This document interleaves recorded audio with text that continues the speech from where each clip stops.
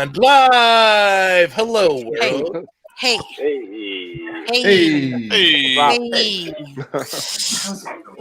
How you guys liking my Canadian tuxedo, huh?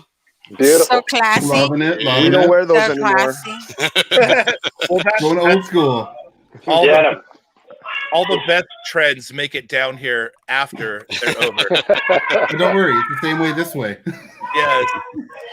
But so we're live. We just kind of wait a little bit, let people get the notification, click on. When we get about a dozen people watching our show or so, we'll fire it up, and it will be very obvious when we actually start because we have a theme song.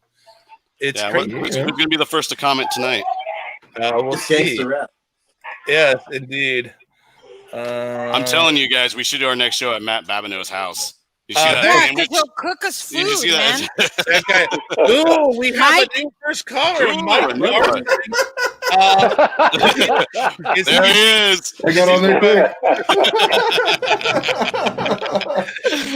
That was awesome. Mike's No watching himself. advantage at all. Yeah, No. So, Mike, Greenception.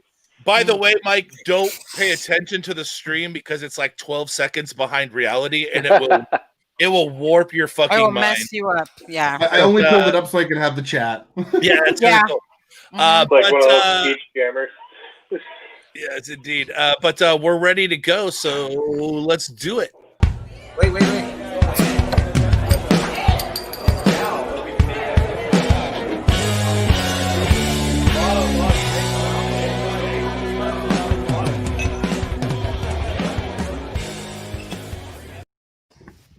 Hello, welcome to the Indie Beer Show. Brandon, Heyo.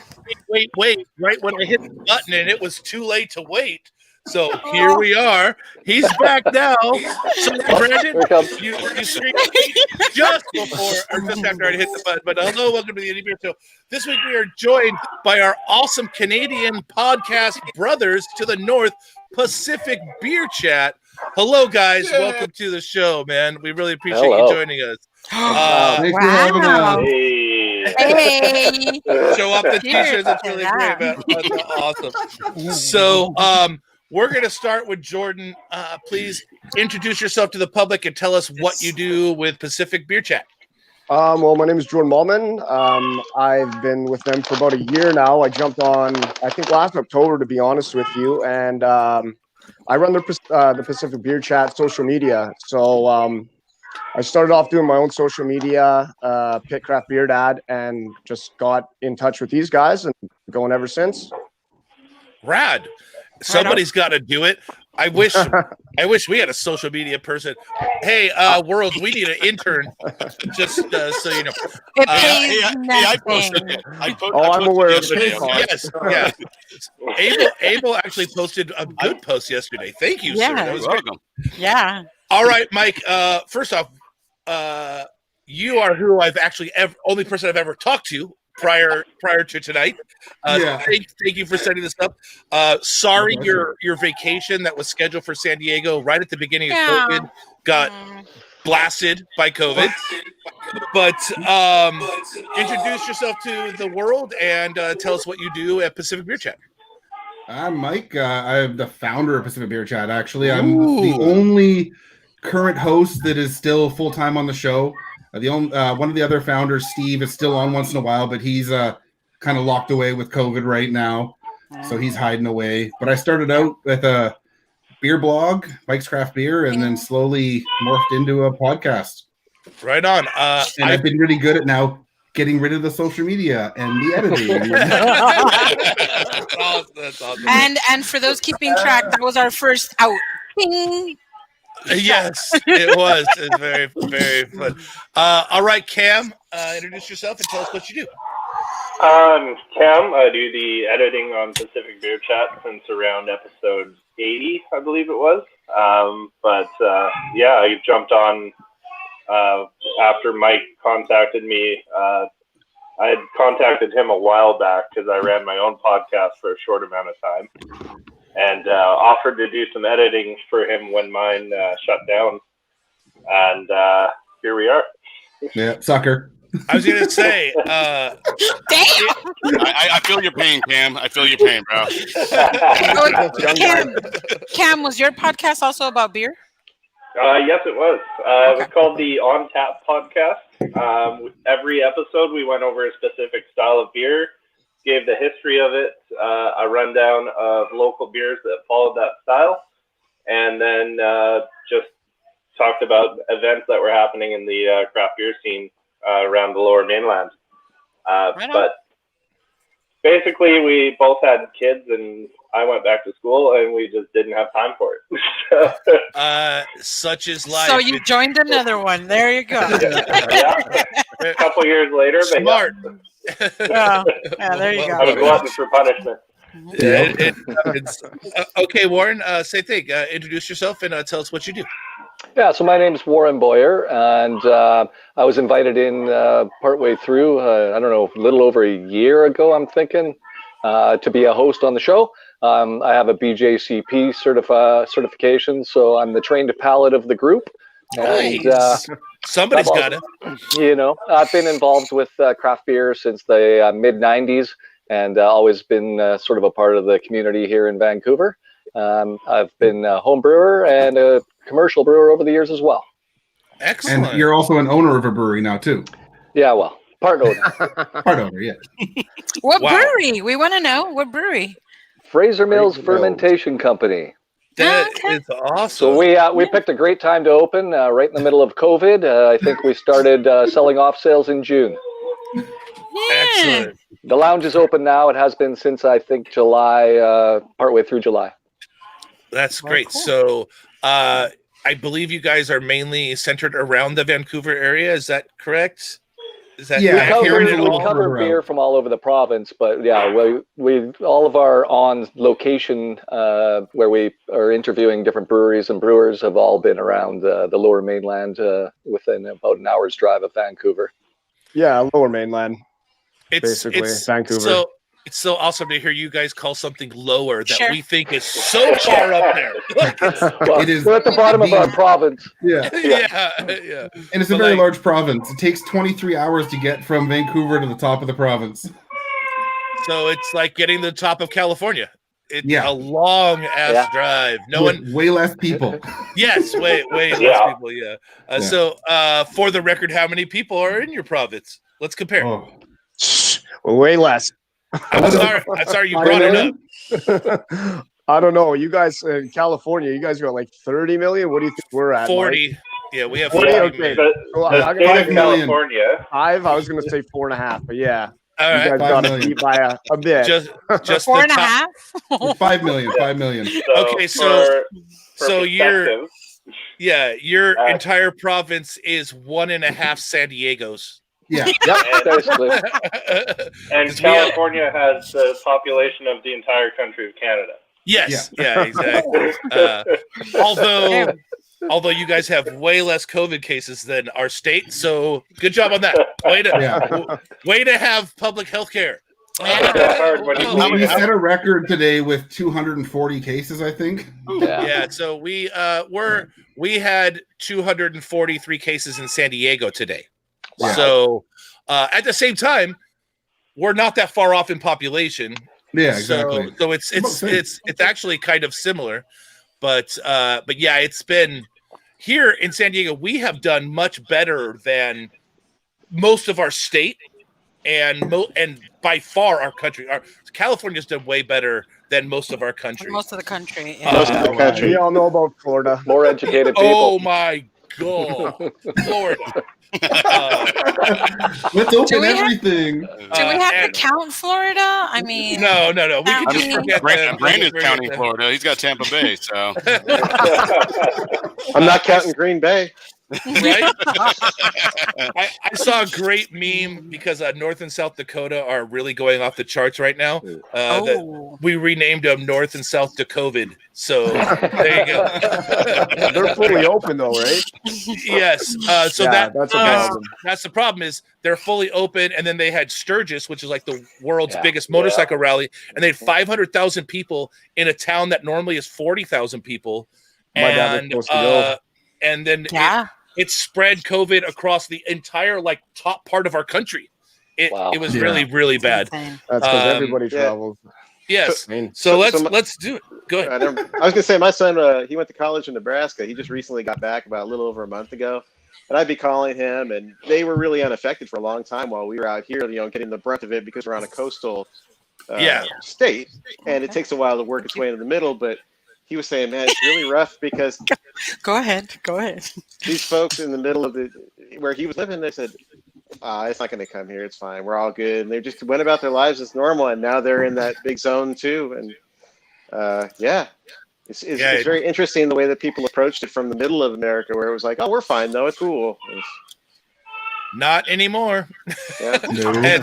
and it baffles me how we continue to find a new state that had ignored it for a long time, that they thought it was okay, and then they reopen, and then everything goes fucking crazy. And it's like every day we just pick a new part of our country. Okay, now it's going to be, whatever. It's going to be Virginia next week. Well, we'll see. They drew the short straw. They get all the COVID next week. It's crazy. But let's just given it all the Quebec here. There you go. That's great. Let's get into our first beer. Estella's going to model for us here. Let me zoom in on her. I mean, sorry, didn't they used to have a brewery in they still do in Virginia? So we are can looks it was different. Virginia. Yeah, exactly. your cans are way different than ours. All right, let's zoom in on a Canada can. Oh, yeah. Who wants the model? Let's do Mike. Give it, Mike. All right, Mike. Yeah, okay, you got the 16-ounce can. You got we had that one before. But they're stronger.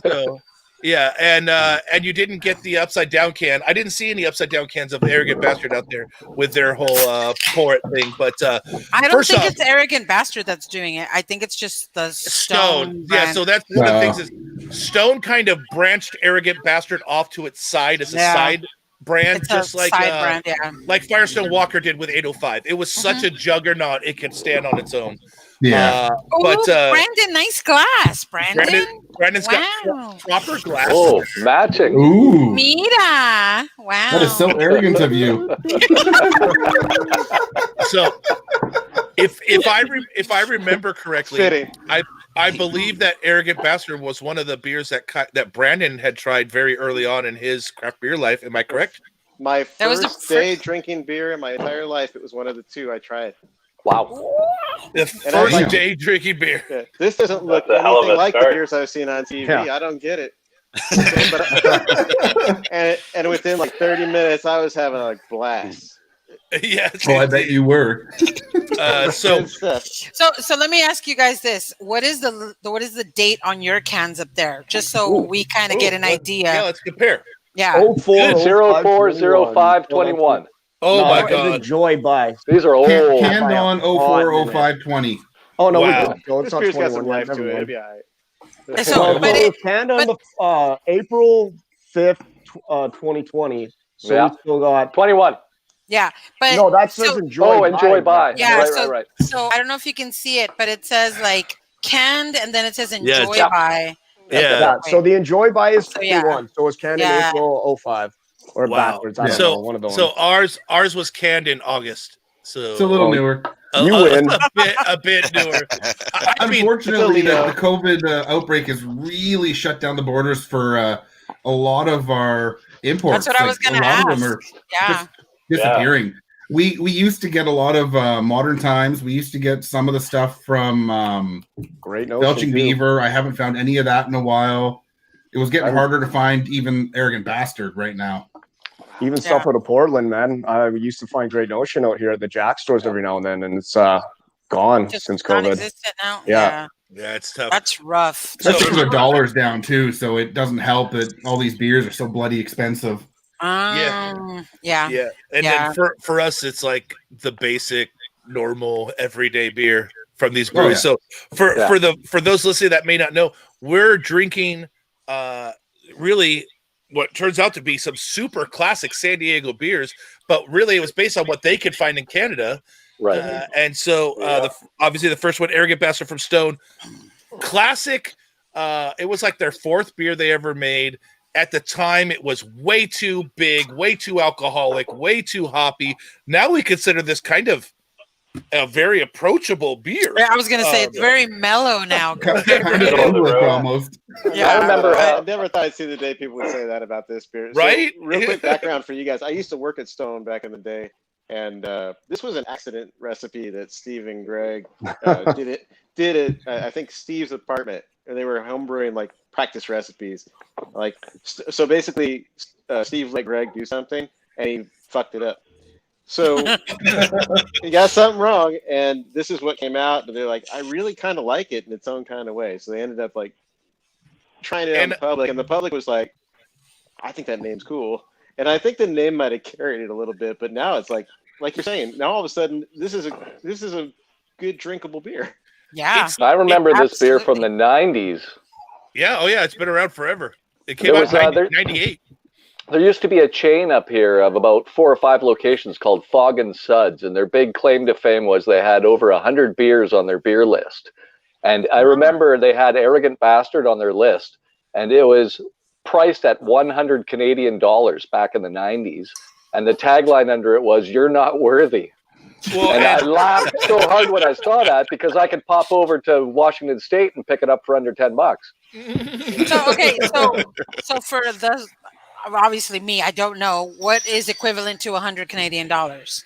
Well, like what is that for us? 4 geese. Probably about 125. It'd be like $180, give or 4 take. geese or your firstborn? No, it'd probably be like 90 American or something around there. Okay, I did the math. Yeah, that was a lot of money in the 90s. Still, well, yeah, no, it does say on our can still, "You're not worthy." So absolutely. So the attitude is going, but of course, Greg, this would be a mistake for those assholes. Like, of course, like, it's like when 3M accidentally invented Post-it note. Yeah, it's a happy little accident. Sometimes that was a mistake. They were trying to their way into it. They were trying to make trying to make a good adhesive, and they failed, and they made one that doesn't stick to anything, but enough to hold Post-it note. And then some other person at 3M that wasn't the guy that failed on the adhesive came up with the making it for a Post-it note thing, and it's similar to penicillin. Like there are some amazing accidents in our world that are genius discoveries that wasn't what was intended going in. And like me. So if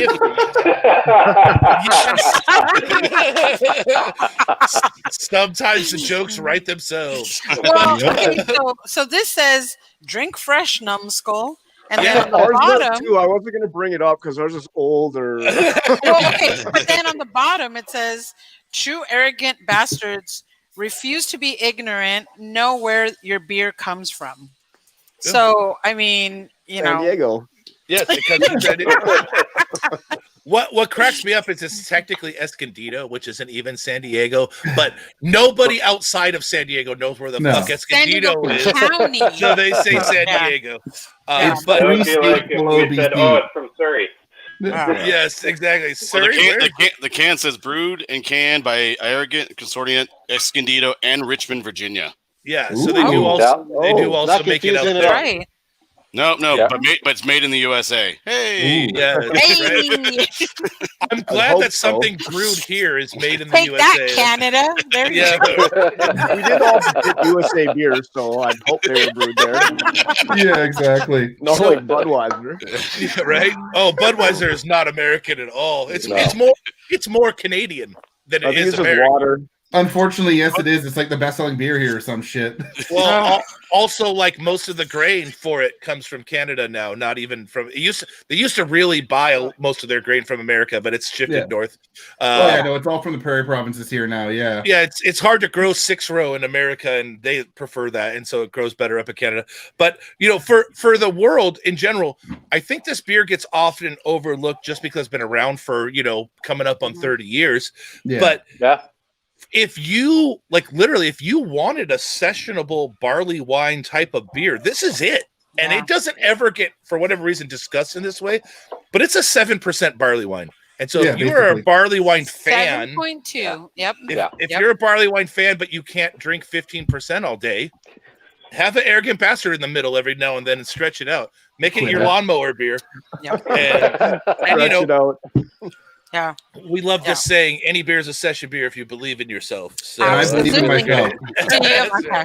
So let me ask, how did Pacific Beer Chat begin? Like, how did you guys start? I guess I'll take that because I'm the only one. You're the only one left, Mike. Okay.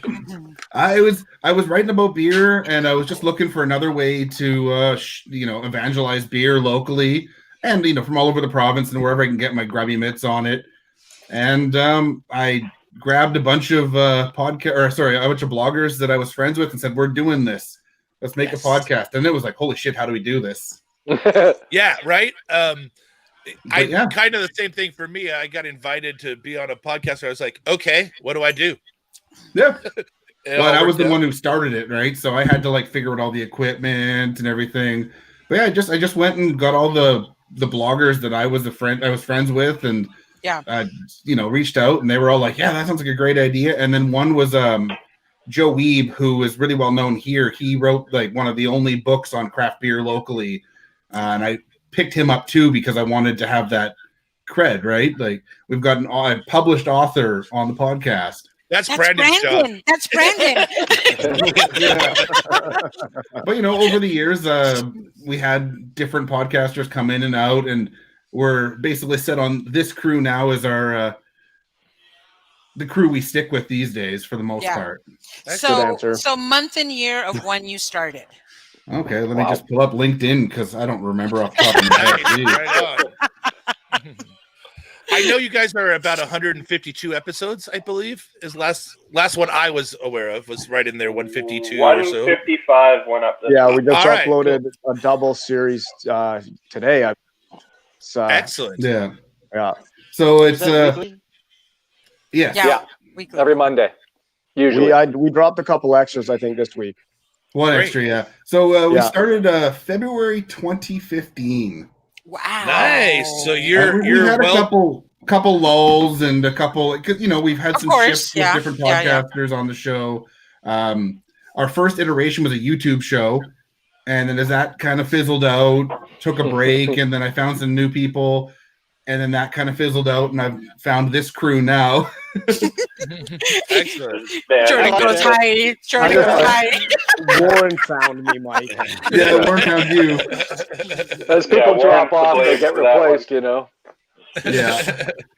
The best thing is to realize we're all replaceable. Oh yeah, it's all good. You remember that? I have Jordan. all the passwords, so don't do it. Yes, exactly. Replacing the media guy might be dangerous to your health. I haven't given the password of the website or the host yet, so I'm safe. Oh my God, that's good call. Good call. So let's ask the mandatory beer podcast question. We'll start with Cam. What's the craft beer that kind of sparked your love of this and started you on your journey? Well, I came prepared for that. Actually, I'm wearing my Blue Buck T-shirt. Oh, nice. Okay, thank you.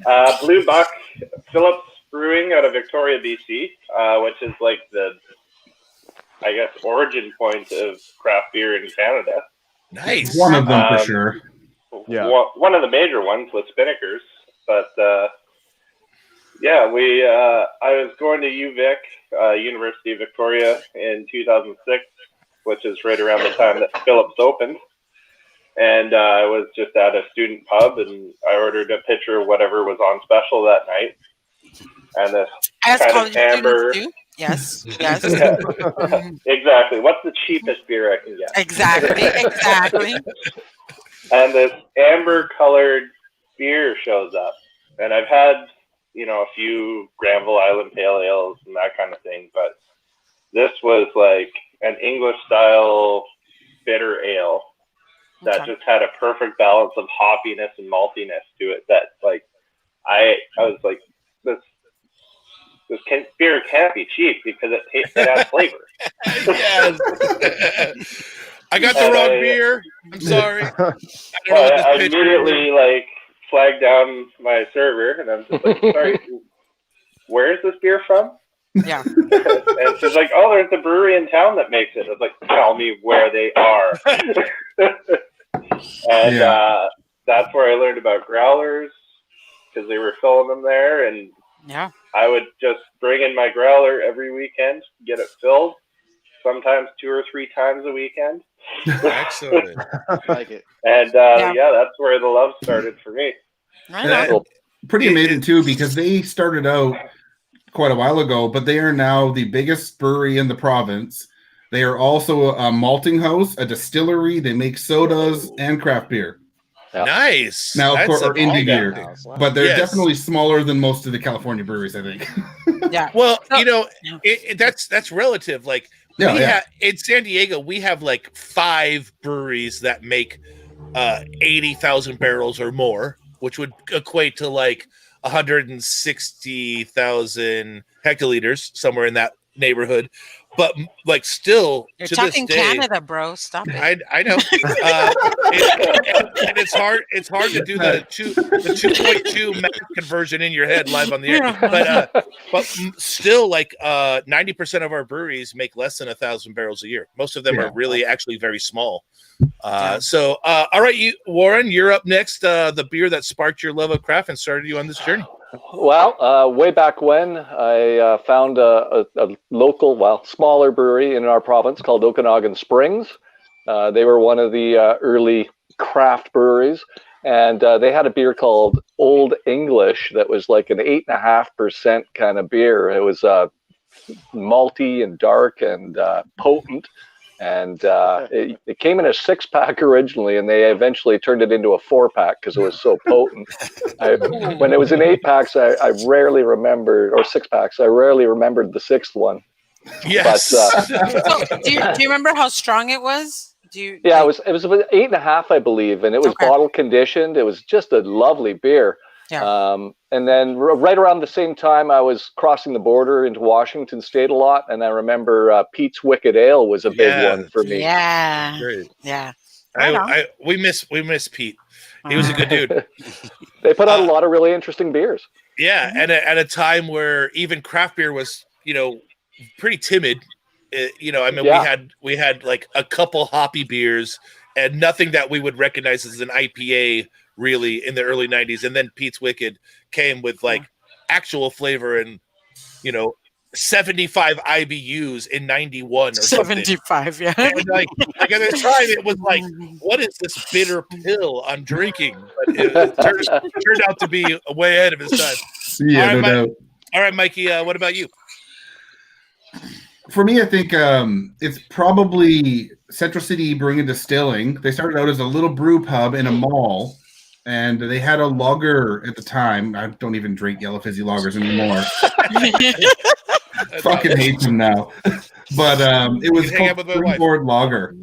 All right. And it was just a, slightly hoppy, way more flavorful than your, for here, Molson Canadians or Budweisers or whatever. So I kind of got into that. I had a couple keg parties with that beer. As that brewery's gotten bigger, it's springboarded to, they are now called, the brewery's still the same name, but the brand is now called Red Racer in Canada. Down in the States, it's called Red Betty. Red Betty's. Okay. And I'm so like Red Racer. Yes, that would be difficult. Because of Bear Republic, they are a Red Betty down in the States. Because Racer 5. Yes, exactly. Bear Republic. Yeah, right. Legality bullshit. Yeah. But so now it's just Red Racer Lager, but it was the beer that got me back then. That's cool, man. And then close us out, Jordan.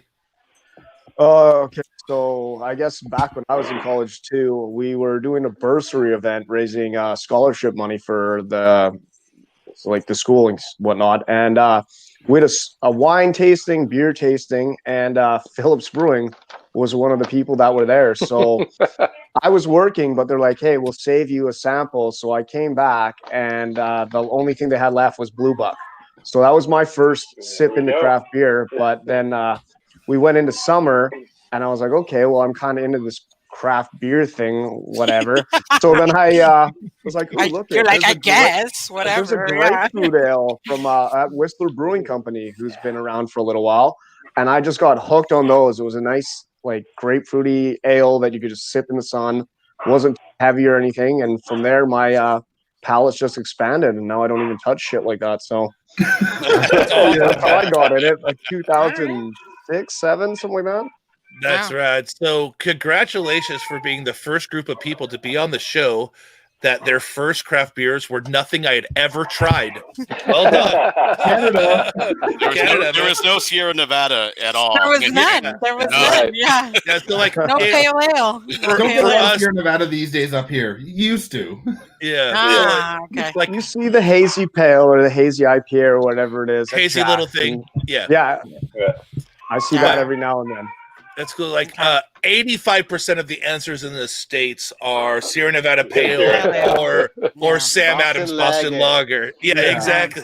So, and I'm guilty. Boston Lager was the one for me, but yeah, Pale ale really for cool. me. Yeah. My grandfather used to drink the Boston Pale Ale all the time. That was before I could drink, and he passed before, so I might have tried that first. He just called you a grandfather. I think he did. Yeah. You're my grandfather. Right? Exactly. That's why I often joke I don't have much time of doing this left because you see me, right? I mean, I know that I don't know I want to be a 50-year-old beer podcaster. Well, I'll tell you in a couple years. It's all right. It's all right. I'm going to take over. I still got my blacks, but I'm going to take over. So Salt and pepper looks great, guys. Yeah, salt and pepper looks great. Yes, keep it up. Keep it up. You guys have told us you're kind of around Vancouver, but we're ignorant Americans, I should say. We're not just arrogant. We're also we ignorant. just drank that. I'm like, we just drank it. Also, we just suck at geography in general. So how far into Canada? So how far north of like the border at Washington are you guys? Like we're very close. We're about 2.5 hours from Seattle. Okay, that's not too bad. About 20 minutes, half an hour from the border of Washington State. So you guys are as close to Washington as we are to Mexico. Mm-hmm. So we're literally 20 minutes from Mexico.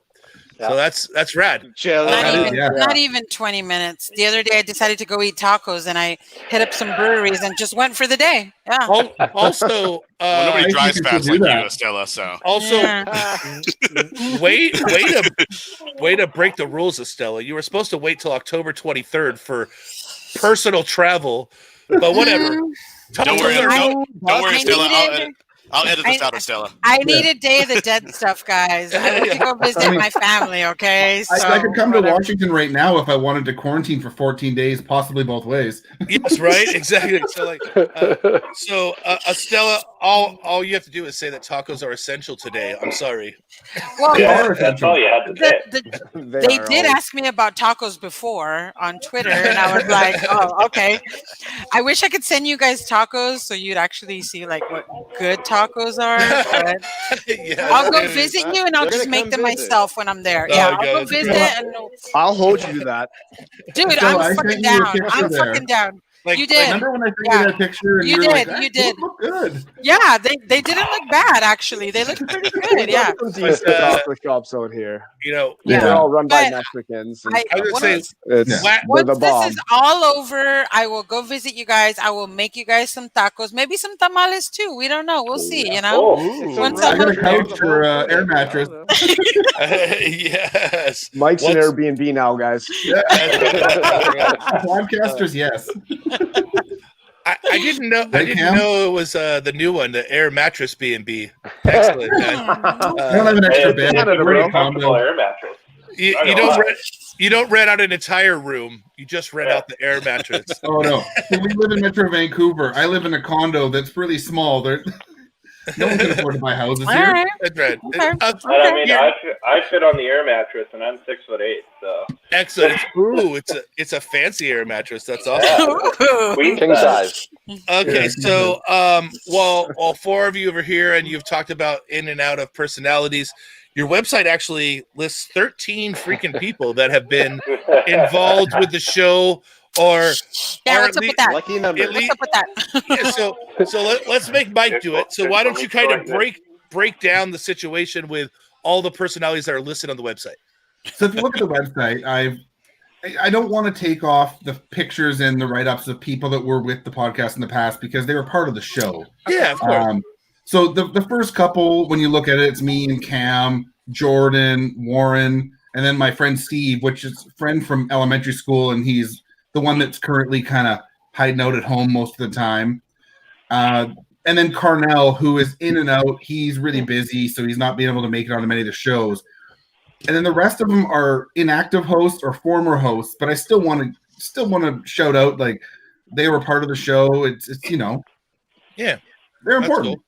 All They're right. part of the PBC That's Ring so of Honor. nice. Ring of Yeah, Honor. it's Ring of Honor. Yeah, exactly. So we've got like Banny and Chelsea. We've got Mike, who is the beer raider. Jeremy, who is not really in the craft beer scene anymore, and Terry, who used to write about beer. My friend Shauna, that was part of the show for a while, and Joe. They were all like sort of the part of the originals or the second iteration of the show. Okay. And I want to still kind of show them respect. Like, they were part of the show, even if they're not now. yeah, it's Wow. cool. That's So awesome. What happened to these people? Did they find women? Did they find Jesus? Did they find Alcoholics Anonymous? Like, what happened? Drugs. They found life. Yeah, drugs, it's called alcohol.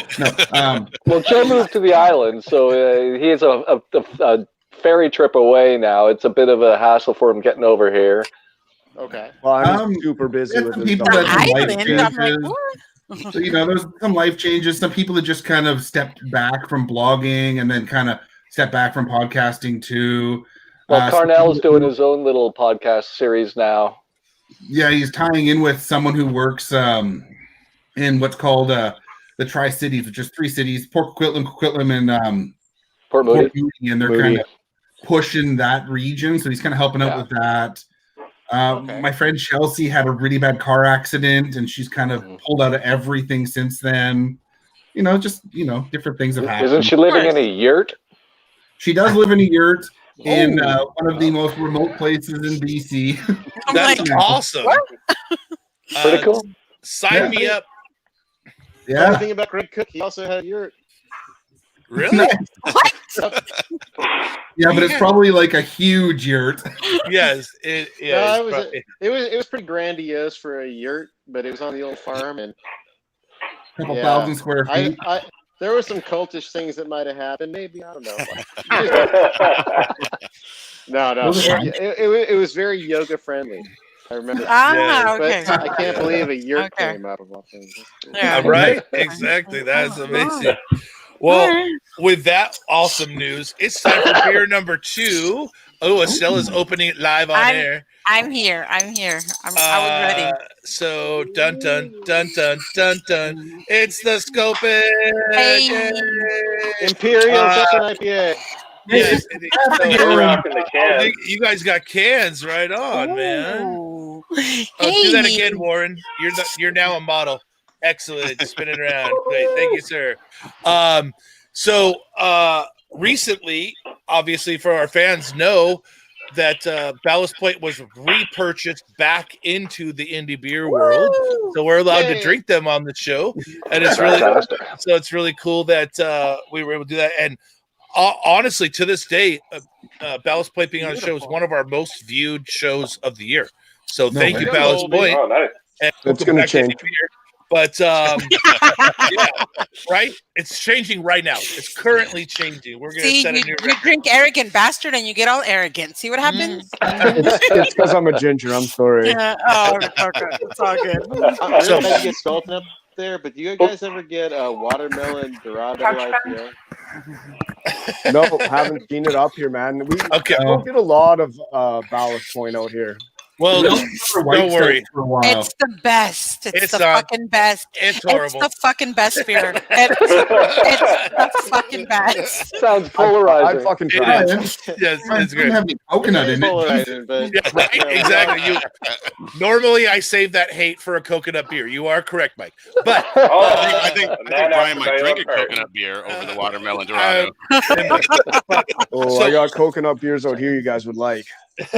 Oh, I hope.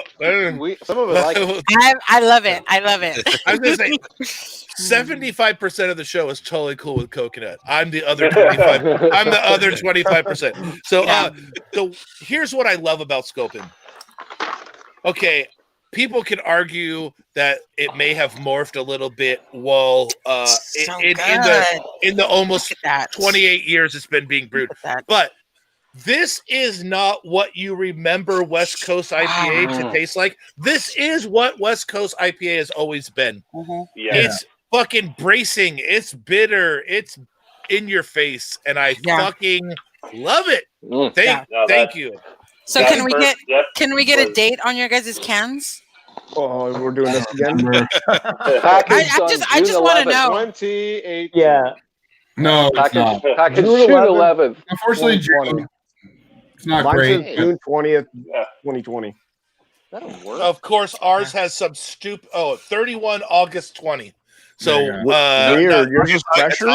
It's August 31st. Yes. 2020, not 31 August 20. He was trying to talk Canada. Let him. I was reading what it says on the fucking bottom of the bottle, dude. It says 31 August 2020 just means it was bottled at 8:20 p.m. That's all. Yeah, there you go. Exactly.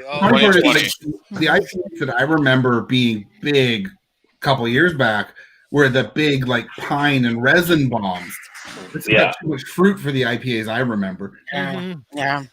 Yeah, absolutely. There's a little bit of that going on, but we were Seattle, Portland, like that. That was our beer scene, right? Oh, yeah. Pacific Northwest.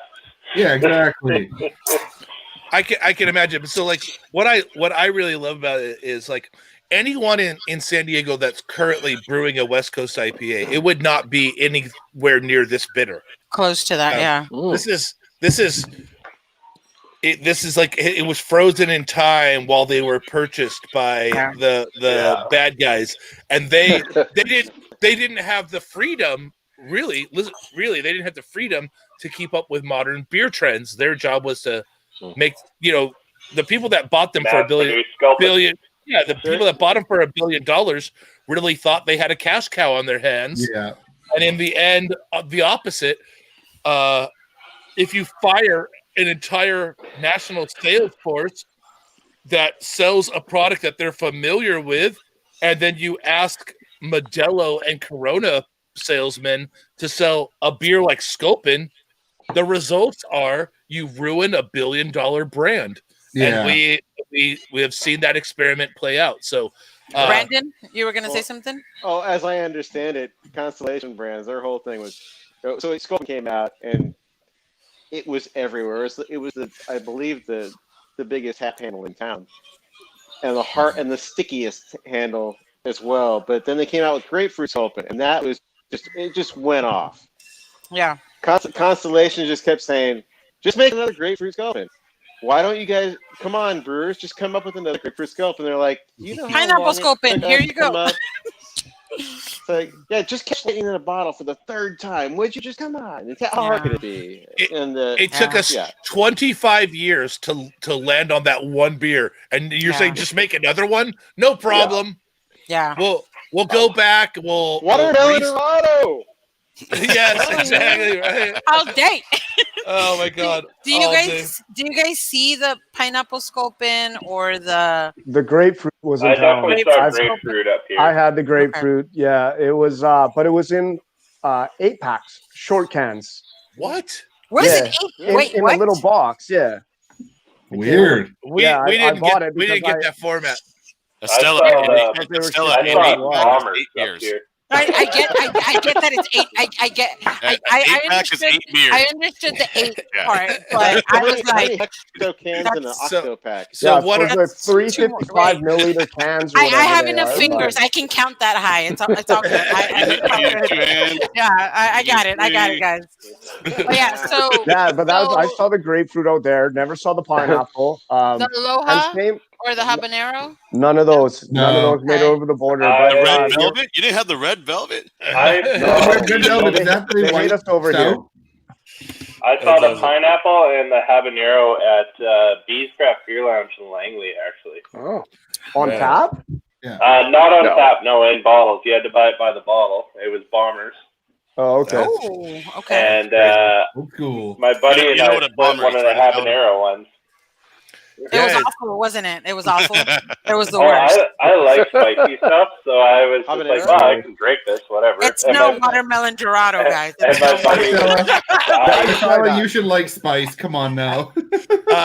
So I'm a big fan of spicy beers in general.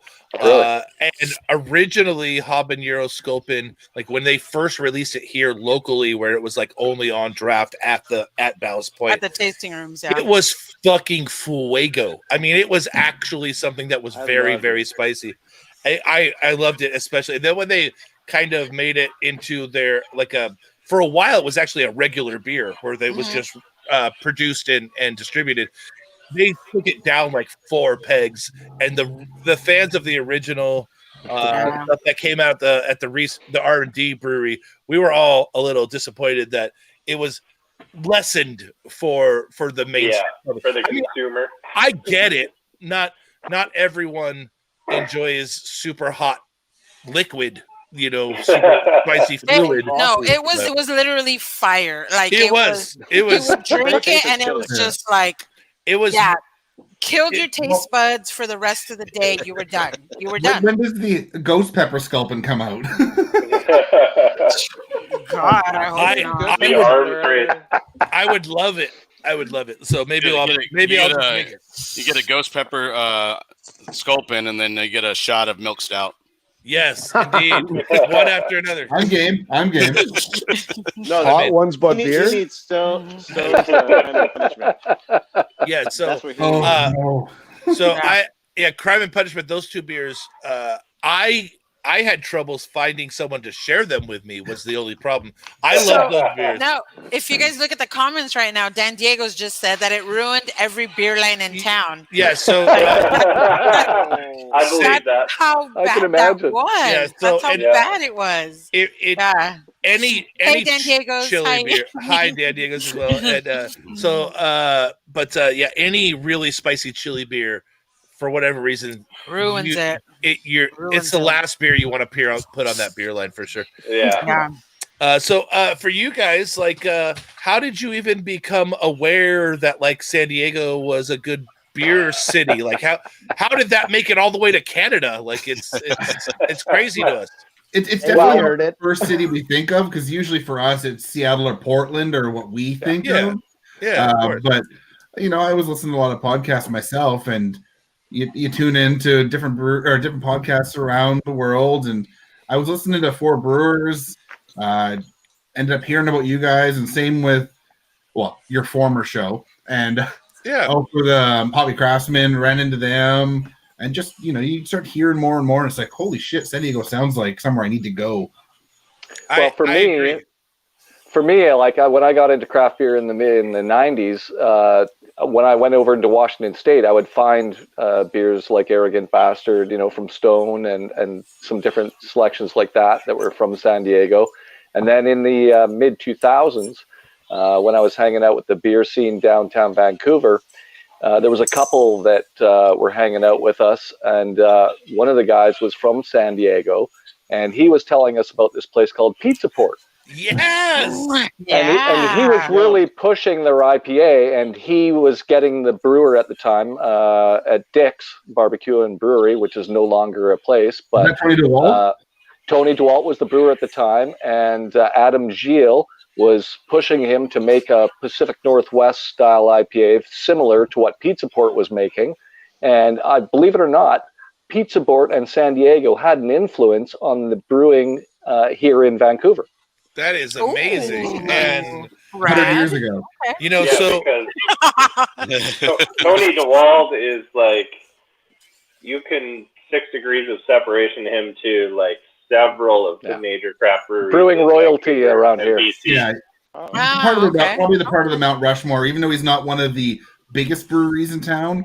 He's attached to so many brewers here. It's ridiculous. Got it. And we would say the same thing about Pizza Port, even though they're like 6 very small little brew pubs and one giant production facility. When I'm in California, I look for their stuff. I can pick up, Mongo and things like that, and I love it. Mm-hmm. Yeah, absolutely. Well, Pizza Port's also like had a lot of people come out of there and start up their own breweries. I mean, you got Tommy Arthur from Lost Abbey, you got Bagby from Bagby Beer. So, I mean, Pizza Port is really good. They've done a lot. Tom Nickel, who is O'Brien's and Nickel Brewing. Yeah. Like every region has one of those breweries. Like here, it's probably either Central City Brewing Distilling, which is Red Racer, and Parallel 49. They just spit out brewers all over the place. Yeah. It's Pizza Port is the Padres of the major league. Right. But they win. But they win medals. But they win exactly. Yeah. Doesn't actively trade them away. Yeah. True. That's true. Yeah. And you guys mentioned award-winning. I don't know that this is actually talked about that much, but Pizza Port has won more GABF medals than any other brewery in the country. Really? Brandon, did they hit 100? So, they did not. I really don't know, but they that's amazing. They had 3 this year. Yeah, they're at 9. So they're at 99. Damn, even worse. Even worse. So they'll hit 100 next year. The Canadians here have to say that's great. So. Yeah. So second place is Rock Bottom, and Rock Bottom had like 85 or 90 locations. Wow. And Pizza Port has 5 locations. 5. Yeah. But the most medals of all time. So I think I've been to a Rock Bottom in Portland. Oh, that's cool. Yeah. That's cool. You guys need to meet us at GABF in Denver next year. That'd be cool. Well, hopefully next year happens. They need to meet us down here, and we'll take you on a tour of only Pizza Port brewer places. You'll need to clear like a week, and that's not even joking around. That sounds perfect. We'll still take it forever. It's really. I mean, they're spread out enough. They're spread out enough. We can do it. Yeah. In Canada, everything's spread out. Come on now. If you limit yourself to 2 tasters at each Pizza Port brewery, you would still be. Do it. You still wouldn't finish. It's I'll take that challenge. I was gonna say that sounds like a fucking challenge, good boys. Right? Exactly. Let's go. So we Canadians know how to drink. Canadians don't know how to drink here, or what? No. You got this. I expect that you guys are pros like us. Oh yeah. But cheers at the to that. same time, when you've got 18 or 19 breweries to visit in a day, it's gonna be a rough time. It's gonna be a rough time. Jordan was doing something like that recently. I did 14 in one day. Boom. That's amazing. Did you like drive by?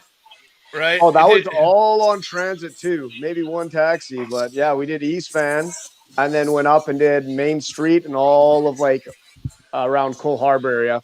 So basically, is it like a street where there's a bunch of breweries, or So there's the East Vancouver. There's like. It's a district. It's a district. So there's about, I don't know. I started at Strange Fellows, ended up Parallel, and left there, went to Main Street, and did everything around there. So is that all walking distance? We took a cab from Parallel 49 to Main Street because it's to a new district. But I walked everything otherwise than that. So we'll introduce you to 30th when you guys come, because that's what we do. That's 30th Street for us. Yeah. How many breweries on there? City of Vancouver has 2 districts of breweries. There's what they're called Yeast Van, and then there's like Brewery Creek, which was one of the first brewery areas in the province, where there used to actually be a creek. Now it's all in culverts underneath the city, but. East Van is probably the most celebrated area in Vancouver. Yeah. It's pretty dense with it's the old area where we're probably going to lose some due to fucking rich people. Yeah. I hate them. Gentrification is like destroying beer because the property value is skyrocketing. In a city where no one can afford to buy a house because everything's so fucking expensive. Yeah. Hey, it just means more breweries out near me. So. Yeah, no shit. You just got 3 near you, didn't you? Yeah. Unfortunately, like the city of Vancouver, you cannot buy a single-family detached home for less than $1 million. Wow, that's even worse than here. Yeah. Yeah, It's driving people we're away like San currently. Francisco levels of bad. Yeah, so we're there's that much shit on the street too. We're approaching 700,000 is pretty much going to be the minimum pretty soon, right? Okay. You can still find here. Yeah, you can still find the occasional 650,000 fixer upper. But it's getting bad. It's getting bad. I'm just waiting for a crash. So like I need like a 2-year crash where houses get down to like 550 and then I could afford to maybe buy one again, but it's tough. Let's put it this way. We were all kind of thinking there was going to be a crash here with COVID.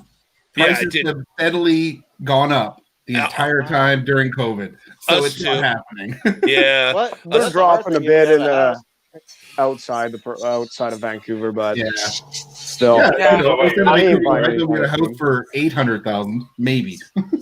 That's crazy, man. And so how many breweries do you guys got out there? What was that, sorry? How many breweries do you guys got out there? Wow. Let's say in the province. Give us a ballpark. There's like 150 province. No, Jordan, you're behind. In BC, we're at almost 200. Oh, okay, whatever. See, that's not a bad thing. And the vast majority of those are going to be in the Lower Mainland, where we are. Yeah. Okay. Yeah, there's a ton actually opening up in the suburbs, which is really cool. Unfortunately for me, where I live, it's weird. The last year or two, all the new places are popping up in all the little tiny communities around the province now. That's really cool. Yeah, Langley's blowing up across the bridge for me. Where I live in Meadows, we've only got one. Maple Ridge, like all around where Warren's at in Port Moody, they've got like 6 now. Yeah. It's amazing coming out of the city now. Well, and then in my town, we've got 3. One just opened, 2 more are opening this month. All right. Yeah. I would laugh because half the population of the province is on a dot on the map. I just want to point out too, though. Hold on, can I point this out though? Cam lives in a place called Chilliwack, and that's where the new Molson brewery, like the canning, everything's there. Yeah. And they're getting 4 new places in there just to say fuck you, Coors and whatever. Molson Coors, fuck you. So you guys asked how many breweries there is on 30th. So 30th from beginning to end, it has a little kind of side streets. So I want to say you can hit at least 10 breweries. It's 14. Or tasting rooms. Yeah, it's they're all tasting rooms, and then there's a lot of little beer bars in that area. There's a lot of beer bars as well, but actual from other places. Breweries, tasting rooms. Is it 14, Brian? Is that what? It's 14, and that's on one street. Yeah, so like I live like 6 blocks from this street we're talking about, and within 1 mile of my house, I have 18 breweries or tasting rooms. Yeah, that's pretty awesome. So, are you an Airbnb too? If we come yeah, sure, yes. I'm much more in line with Mike. I'm much more an air mattress B&B. Yeah. We can do it like the international sleeping bag in your backyard if you got that many breweries. Well, we can do like the student exchange program, like Brian, Estella, and me. We all live in North Park, so we'll you can stay with one of us.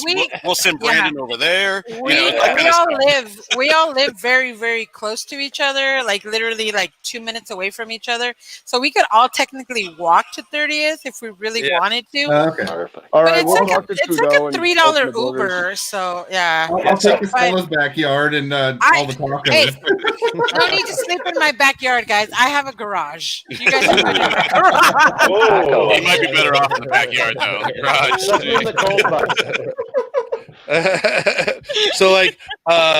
So you guys have heard me talk about Pariah Brewing for a long time. I built the tasting room.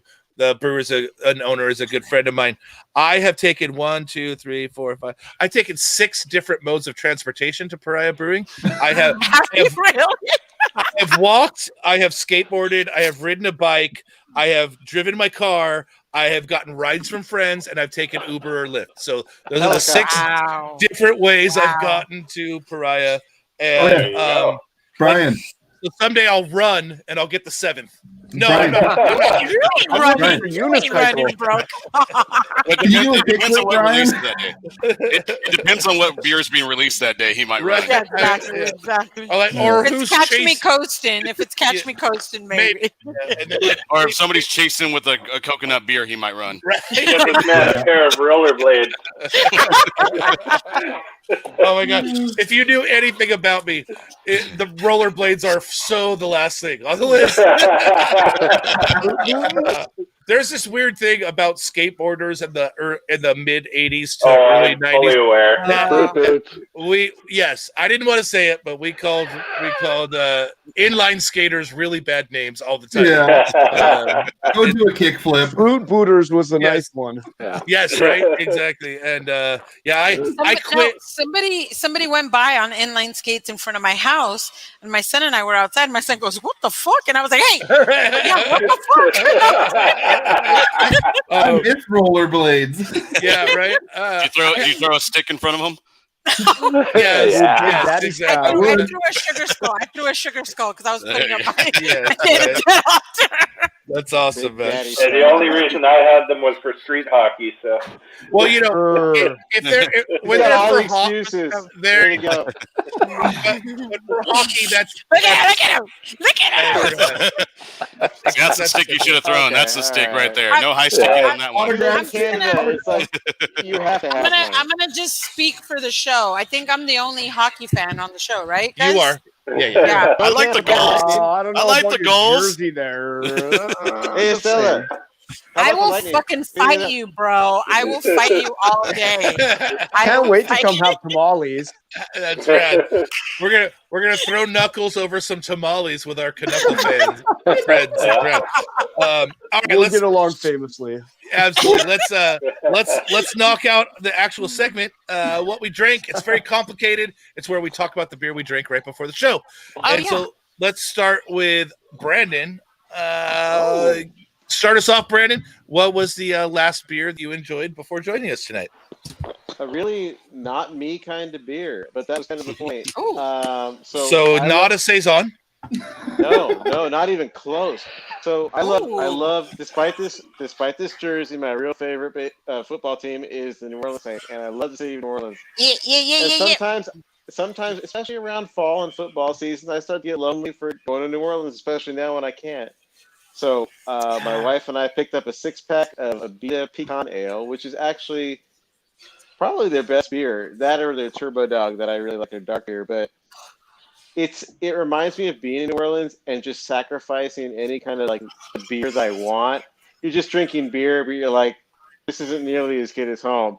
But you suck it up and enjoy it anyway because it's so fun. So that's what we were doing. It's just like we made some Cajun food and we were like, let's have this pecan ale. Great. And it just hit the spot, even though it's like, I don't know, like taking it a couple notches down from what we usually drink and enjoy. And I was just like, man, I'm there right now. So that was pretty fun. Right on. And unique. That's what we're looking for. That's really cool. Yeah. All right, Cam, what about you? What was the last beer you enjoyed before joining us on the show?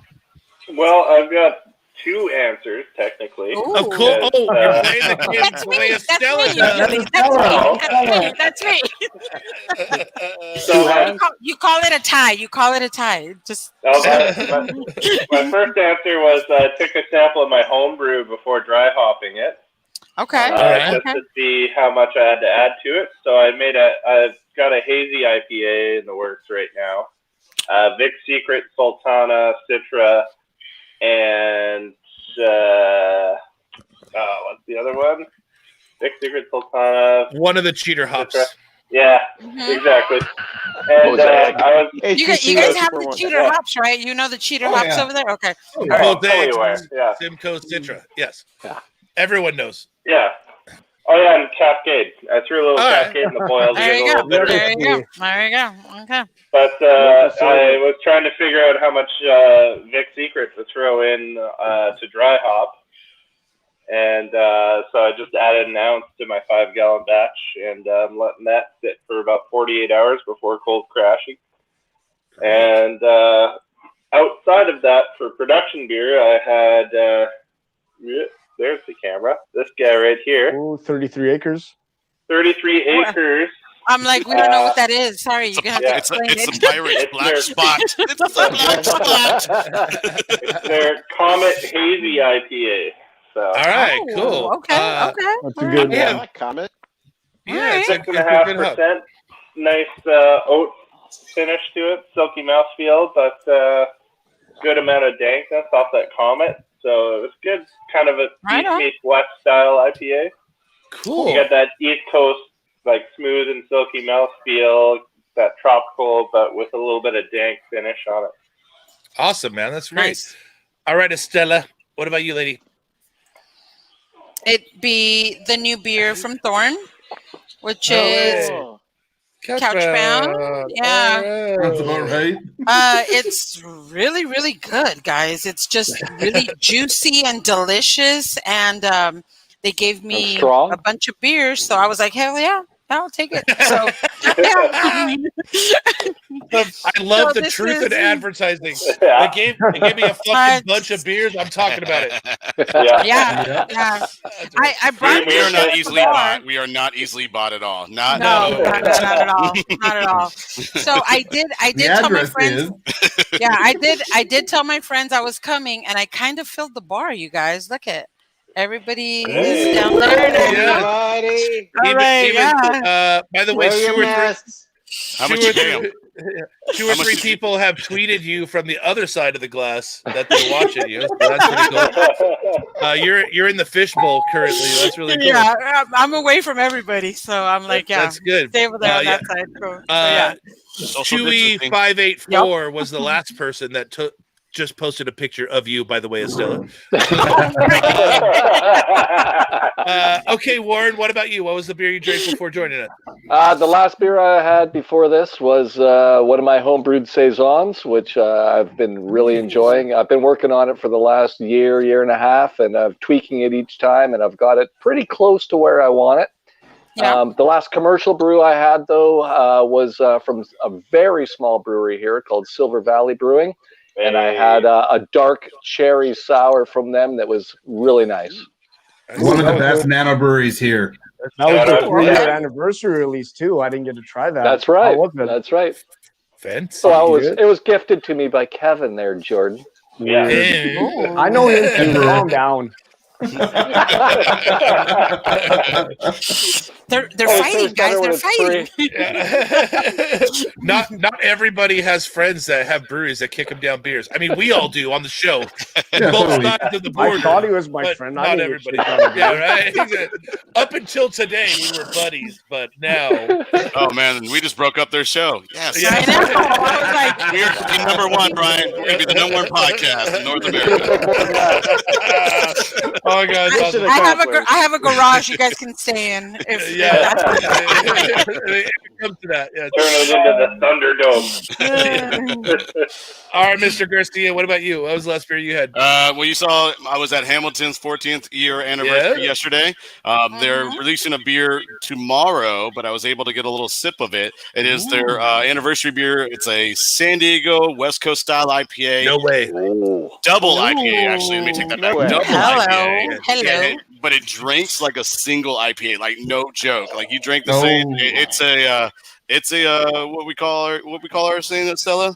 ABV ABV There we go. ABV smuggler. So it was at an 8% double IPA. It was West Coast style, and like I had just maybe about this much of it, and I felt really good after that.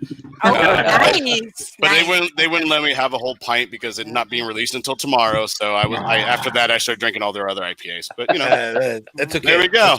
At least that was cool. There's my plug, Ola, and I get paid. There you go. Mikey, what about you? What last beer you drank before joining us? I also have some of it beside me, but this is the Boris Russian Imperial Stout, which is probably one of the best Russian Imperial Stouts made in the province currently. Ooh, okay. It literally came out last week. They changed up the barrels this year. This year it is in Woodford Reserve barrels.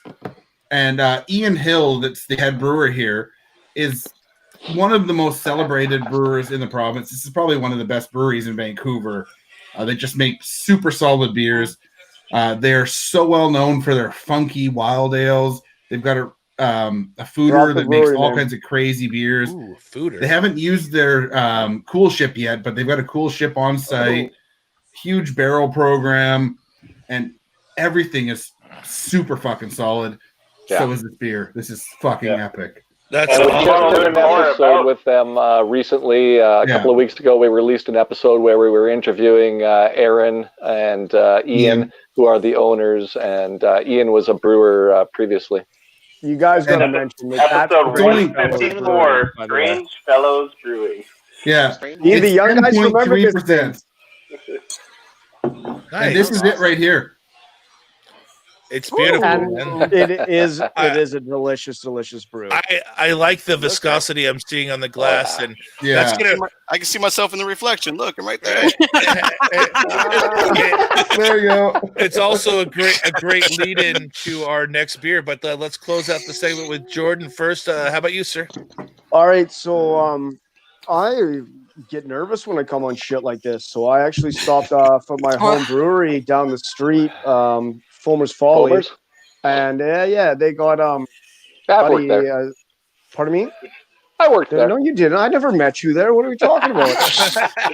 Yes. That's how me and him met. He was the head brewer there, and that's how we met. Love this guy. Breaking them up. Break it up. Wait, this way. Calm down. Yes. Opposite quarters. Yeah. So I stopped by my local brewery today and had a small glass of their. It's a new beet sour, which has blackberries and blueberries in it, and they call it Beetlejuice. And it's got a wicked Beetlejuice-looking can. It's perfect for the season. But that was. Then I had to come home and prep again because I was still a little nervous.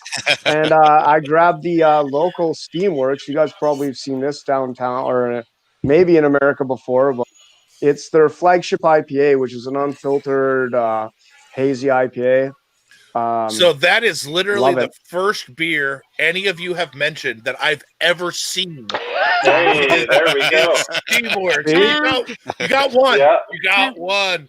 Oh, You got one. Mike's back. All right. Yeah. Oh, there you go. But those are my two preppers for today, and That's awesome. Yeah, and man. First off, Awesome. don't be nervous. We're nice. We're joking. I about just feel like public speaking, so even to be like, now I'm Not good. nervous. I have a high standard. Right? Probably Yeah. could tell by I'm like, now, what? right? Yeah. It's only us. I mean, there's only like 10 people watching, so you're okay. I was going to say, you should have heard the first time I ever podcast with Mike and Warren. Warren brought me along, and the first thing out of my mouth was, and I just word vomited. All Mike told was, Cam, edit that out. Oh my God.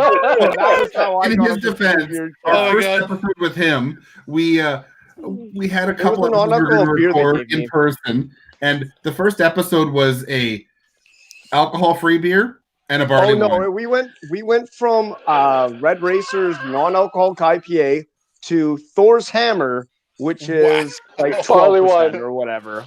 Yeah. So Okay, I got looser after, but Mike, tell me you left that in and you didn't edit that little sound out, please. Oh no! Thank God Cam they would did. have to leave that out. I edited it out, but I still have the raw files. All right, Cam, send it to Send me. that time. Send that time. I'm gonna put it onto the show. Send that thing to me. Do it. Oh, I just fucked myself. So we often ask Abel to save us, and then it's like a 50-50 shot. If he really does or not, we'll see. But, Sometimes, they fuck up and they're like, "Oh, can you have that out?" Sure. but if it made the show funny, then there's no way. Oh yeah, absolutely. Yeah. It was literally the first thing I ever said on the podcast ever. Well, so the good news is your first step. You had nowhere to go but up. Yeah, exactly. At least you set have that bar real low. I tried. So a couple weeks ago, our San Diego Padres and that guy, Mr. Tatis Jr., were in the middle of playing the fucking asshole Dodgers, and we have a lot of friends in LA. I mean, we do, and no better than the Astros. Right. Well, maybe they only got caught cheating once, so maybe they're a little better than that. I mean, Who are we all rooting for right now? We're split baseball? Yeah. Who are we rooting for? Anybody but the Dodgers. That's who we're rooting for. That's right, yeah. Go Dodgers! I actually hope. Go San Gold.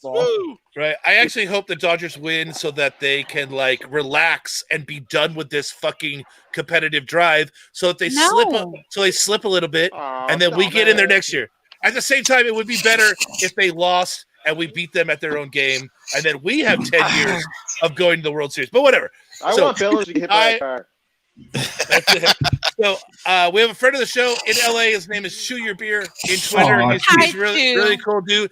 We had a friendly bet of 1 beer per game, as people do often across cities. He's actually doing a sober October, so I'm going to wait until about Halloween to send him beer so that they're freshies. But he sent me a bunch. Way to not tempt him too. Right? I'm going up to LA to pick up our Highland beer for our Highland Park show. Well, send it to him anyways. If he's a Dodger fan, you should send it to him anyways and let him sit there. I was going to say on that beer. And like send him like a hazy IPA, so if he can't sit long, it has to like be drinking right away. You're right. Yeah. He's a good dude. I'm not going to take my Dodger rage out on Chew, but he sent me some Highland Park beers, and the last one I drank was Fest beer. Nice. Nice. So great. Fast beer's making a comeback. Right, literally crushed that can. That's what I was getting at. Is I forgot that I was going to have to talk about it on the air, so I half crushed it. I went, "Oh no!" Yeah. But for the record, if you are in LA and you have a chance to get your hands on this, is a significantly awesome Fest beer. Yeah. Perfect sweet spot, less than 6%. Just a little malt sweetness there. That's the only like flavor component to point out, other than just a very smooth, clean lagered beer. So thank you, Highland Park, for being awesome, and thank you for Chew. Hopefully, we're having Highland Park on next month. Yeah, it sounds like we're going to. So, like I said, it sounds like we've got a whole month of awesome breweries that are outside our region coming for you guys.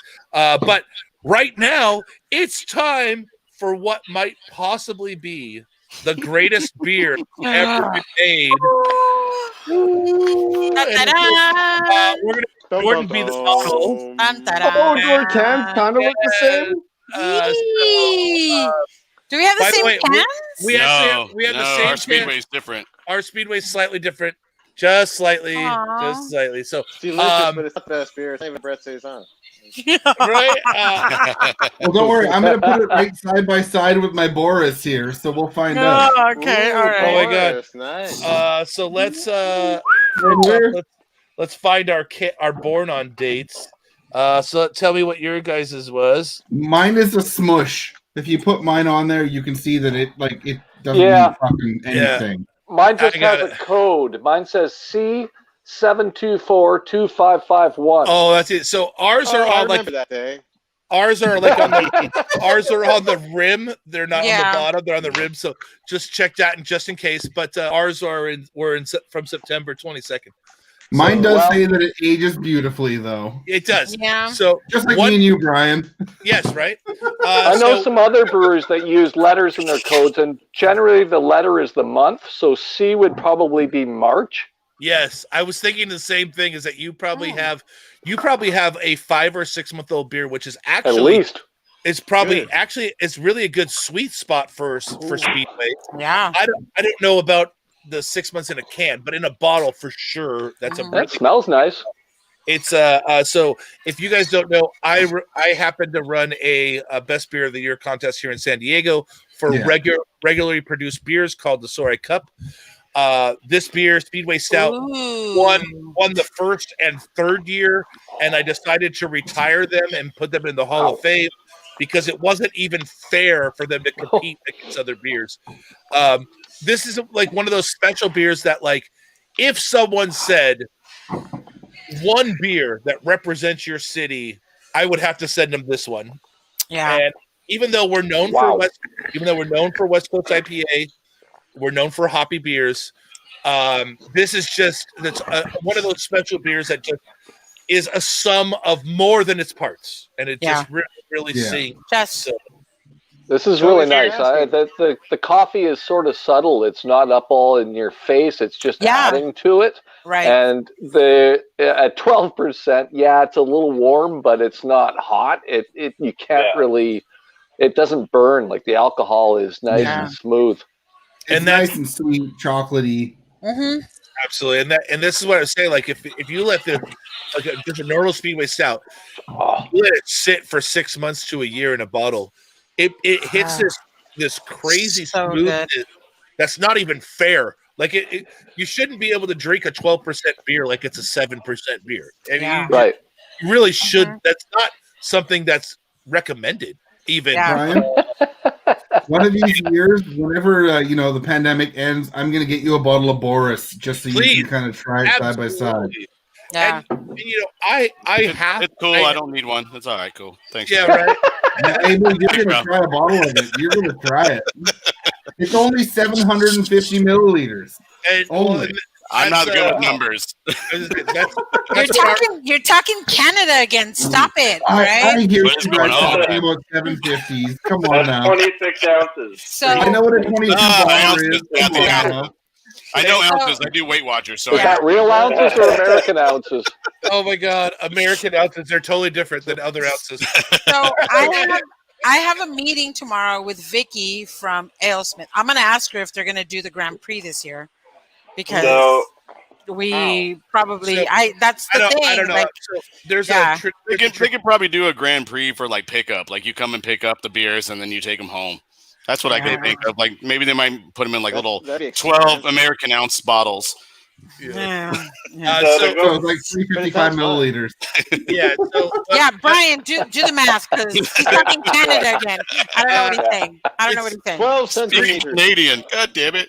Join the 300 rest of the world. Everybody uses metric. God damn it. right? yeah. 375 milliliters is as close to 12 ounces as they get. Okay. It's Okay. actually like 11 point something ounces, but that's fine. So what Estelle is talking about, the Grand Prix, is every year as AleSmith will make like 18 or 24 variations on Speedway Stout, where they have barrel conditioned it, cask conditioned it, Yeah. added fruit, added weird shit. Like one year they made an orange creamsicle one. It was Oh. horrible, but at least they made it. And then Cucumber was the best. right, and so they No then they joke. I would love The to try that. Mexican Speedway Stout is the best. I don't It give was- a it was what actually- you guys no, say. The I maple can syrup bias. pancakes. The maple syrup No, pancakes, man. Yeah, no, so Canadians no. know. They know Sound maple like you're syrup. wrong. Come on now. I actually Crazy, heard this about is that the beer. best Sounds Speedway that I've awful. ever had. Oh, the Oh, tie. the tie, the tie is tie. really good. The That tie one makes is it really up here. good. Yeah, Yeah, that's really cool. That's cool. That's like a tier 1 variant for Good us. find. And, Yeah. Come on. but Nah, man. It's like Don't believe it. $37 here. yeah, well, Is it really? That's a It's- good Yeah. price. Yep. it's 22 here. Canadian dollars. Actually not that- Yeah, that's like 22 American. okay, so it's not that far. It's not that Yeah. far off. It's about the same. Yeah. I got that for Yeah. $10 on sale because they were trying to blow out their beers. They thought we're going bad. Oh, that's okay. Speedway Wow. Stout It's never already- goes bad. Yeah, yeah. This can beer's be mega more bad. Never goes bad. I'll buy the whole, I'll buy the Yeah. whole case. That costs Seriously. Thanks more for letting than us the know, bottle. Mike. Oh my God, that's great. Damn. Even if a bottle of Speedway Stout was in an 85-degree liquor store for 6 months, it would still be good. Like that. Amazing. Is that Fahrenheit or Amazing. Celsius? Beer's like almost indestructible. What I mean, like I've had some Yeah. that have just sat on my counter in the sun and not got oxidized or anything. It's a really So- crazy Wow. aging beer. Yeah. So To call that's back really good. one of your earlier questions about how did you hear about San Diego as a beer city? The Drake Eatery in Victoria, which is a very well-known craft beer bar on Vancouver Island, had an AleSmith tax takeover, Nice. and that's how I've And had it was Sculpin AleSmith. before. Just Yeah, it was an all AleSmith tap takeover. and they just it, burned your Wee face up. Heavy Speedway, Thai Yep. Speedway, Yep. just like you name it, they had it. And was just like, how many taps do you have? They're like 12. It's like, give me 3 flights. Yes, right. Yeah. Funny, Cam, because Yes, when they yes. did that here in Vancouver, I went. I think it was to Rogue, another craft beer bar. Yeah. I think it was Rogue Wet Bar. Could be wrong. And there was all kinds of variants of Speedway. They had the old Numbskull barley wine. Is that Yeah. right? Yes. And what's there's another huge bear they put out. Is it Scottish ale or something? Yeah, the Wee Heavy. The Wee Heavy. The Wee Heavy, yeah. Really good too. Yeah, they I had love that. It was like at least a dozen different beers on the launch, and I got really, really loopy. That'll happen. When you know the you got a little distributor bit and they just keep schmammered? giving you You beer. got schmammered? We Schmammered call that is right, yeah. schmammered, yes. That's double fist. We call it getting Yes. shittered in Canada. That's right. So at AleSmith, if you go, they have a barrel, what they call a barrel room. It's a speakeasy. You have to find the password. It's really hard. They put it on a card next to the cash register, but it's really hard. Anvil and Stave. It's gorgeous. Yeah, it's gorgeous. So it is an entire room of one-off blended barrel-aged beers that start at 12.9 and go up to 16%. And even though you're drinking 3 and 4 ounce samples, you always need a ride home. I need to go there. Yeah, it's 100%. really And you feel really fancy as Oh, fuck yeah, when you're awesome. drinking it. Oh yeah, it's very fancy. as fuck Well, when you're the drinking worst part, well, not the worst, but the fun part about it is it's in a very dark, cavernous area, and then you walk out at like 3 o'clock in the afternoon, and you're like, holy fuck. It's still daytime? What's It's like, happening? oh shit, I drank It's like still 3 daytime before. right now. Yep. I can tell it's Yes. after a Got beer the for beer breakfast legs and recording. daylight. Oh my god, it's so awesome. Yeah. It's We have so a great. very important question actually. Oh, Brandon, hey. are you wearing a Tom Brady jersey? I am. Excellent. I am. And he just bought Very that. nonchalantly, he just says, Yeah. yes, I am. It literally fell on my doorstep today, and I'm like, I'm wearing this. I waited. Yes. I Yeah. The literally real question waited is, 6 months for this thing to show up. are you a Brady fan or are you a No. Tampa? I'm a Tampa fan. He's You're a Bucks Tampa fan. fan, yeah. He happens to be there, but I've been struggling with this since like 1984. We get you, friend. Okay. All right. All I right. got my custom one coming soon, so I wasn't That's worried awesome. about Tom Brady. Ooh, You got your What is Gronk jersey What does it coming say too? on the back? What does it say on the Hell back? no. That guy's a fool. All right. All right. All Wow. right. That's awesome. I think I wear the wrong jersey there, Stella, because have you ever heard of the movie Goon? That's like Bring literally. it. That's Bring literally it. the only hockey movie I've ever watched. I have an autographed Shaolin This is my impression of jersey from Goon. Kevin, What is dude, it? Slapshot, man. Let's go. Mighty Let's Ducks? go. You ever seen Mighty Ducks, Brian? Come on now. Come on. Okay, I've seen two hockey movies. You're right. I've seen Mighty Ducks. I mean, if you've seen Strange Brew's got a little That don't hockiness in count. there. Oh, strange Austin, you hoser. You know what? Good day, and welcome Good day. to You know, Great White North. for how often I have quoted Strange Brew in my life, I should have seen it, but I haven't. So anyways, I can never wear like my team like sweaters, jerseys, anything because we're beer, right? Last week I wore Lakers because obviously we won. fuck And it was yes. awesome. Yeah. Yeah. And then this week I was Toby, like, what? Canada, they're gonna understand why I'm wearing this. Nobody So understands I'm that, jersey. gonna wear my Kings jersey. Go Kings, go! Fuck all of y'all. I will fucking fight you. I will I should have worn fucking my fight Red you. Racer I'll fight jersey. you. Oh my god. I The be- will You know the fight best you. player on that team was Aiden. His name was Wayne. Oh, nice. Yes. So I just want to take a moment and recognize that now Stella has started a war with Colorado and also Canada. Well, fuck Colorado. No, Colorado no, did not no. suck. Just We're not doing They it got Stella legal versus pot or whatever. Colorado. Well, yeah, we did Estella versus Colorado, which I'm still Oh my God. all for. But Estella versus Canada, I will not, because this is just Because there's a lot of people in Canada. Yeah, Canada's cool. no, yeah. Canada's cool. I like Canada. I've been to Canada. Well, mean, what Where'd part? you go with Stella? Let's not Well, get it twisted. There's only okay, a couple so- cool parts. Well, okay, What? so I've been to Canada. my cousin lived in Dearborn, Michigan, and she told me, "Bring your passport when you come. We're going into Canada." That means Toronto. Okay, it was a month after September 11th. Oh, geez. Okay. Yeah, yeah. So, Our borders were it's- open, but yours weren't. well, no. I was able to go into Toronto, but literally we went just for the day. We ate and we came right back. That was the only experience I've had with Canada. So I'm So not even did gonna. you have a poutine? Yeah. Well, no, I No, didn't. no. I didn't And you because didn't come to Columbia. I Canada. didn't because Real Canada. everybody was staring at me like I was the Black Plague. Like I Fucking Toronto. couldn't. But I do want to say thank you for the exports you guys have put out to me.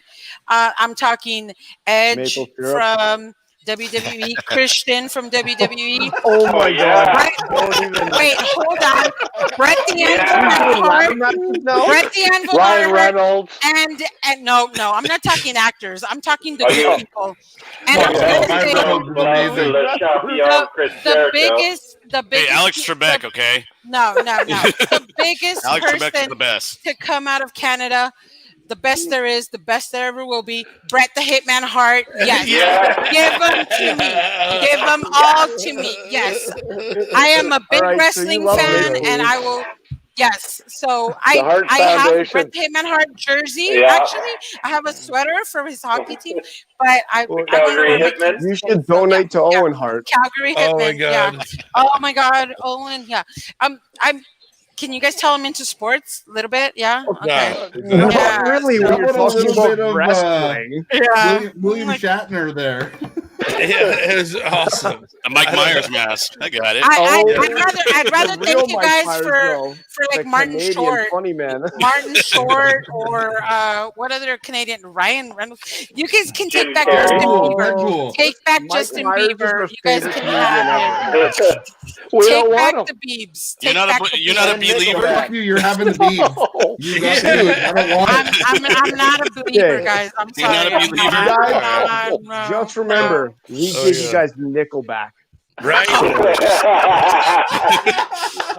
Oh, God, that you one. Unfortunately. did give us Jim Carrey. I will take Jim Carrey. So No, you I did won't. give us that, and you Mike did Myers give and me Jim Carrey. you did give me Ryan Reynolds and Ryan Gosling. And Ryan so thank Gosling. you, and Ryan Gosling. So thank you for that. Can you send more women But- over? But Brett the Hitman Hart, that's the top. That's the top. Shania guys. Twain. Were we talking Celine about Dion. beer? Yeah. We were supposed to This be. went off the rails real quick.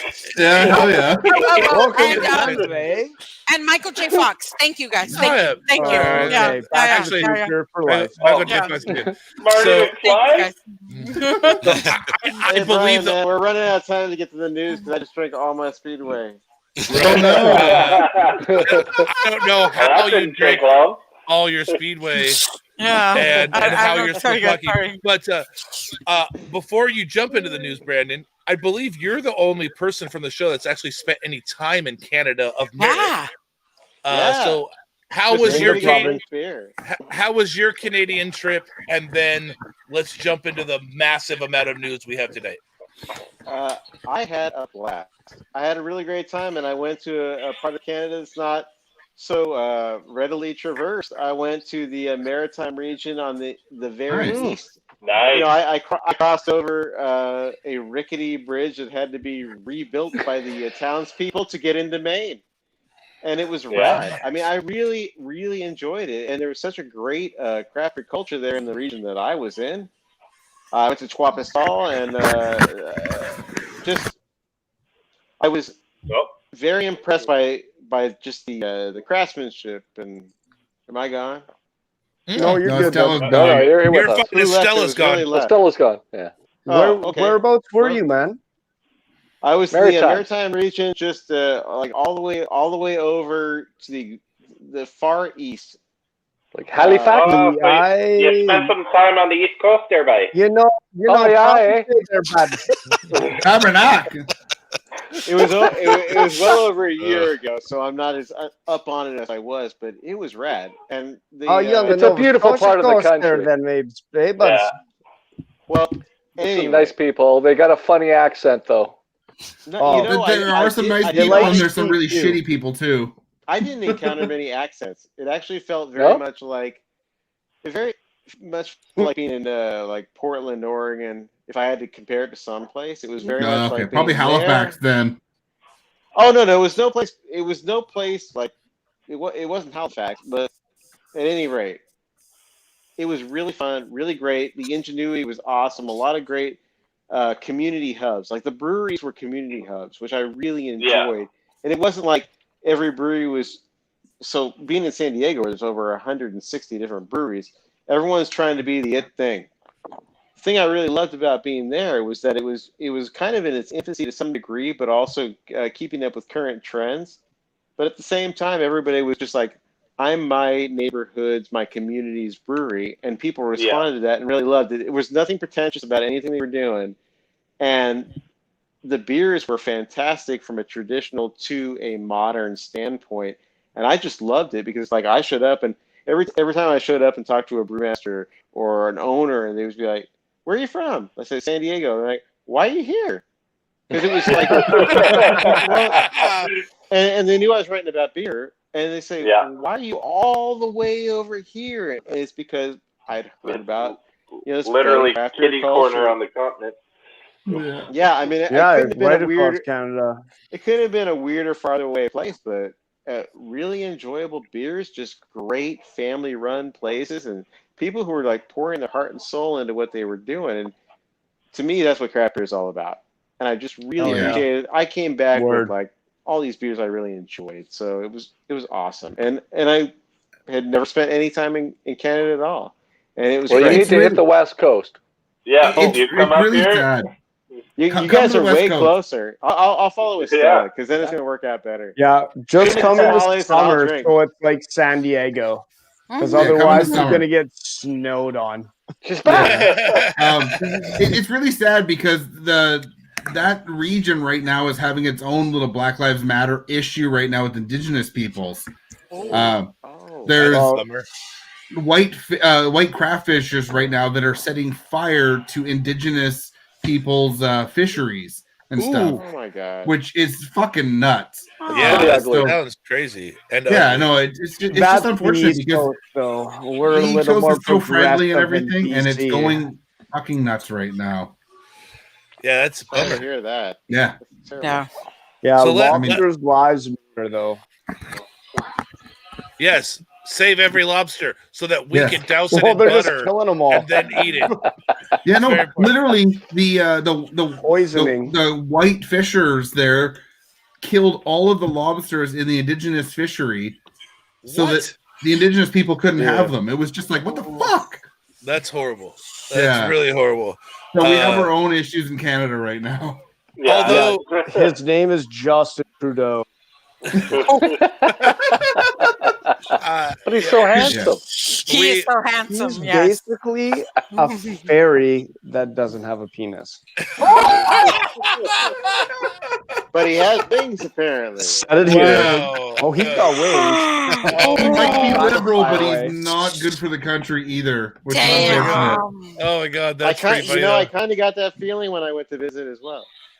That was kind of the overriding feeling as well. Liberal in name only.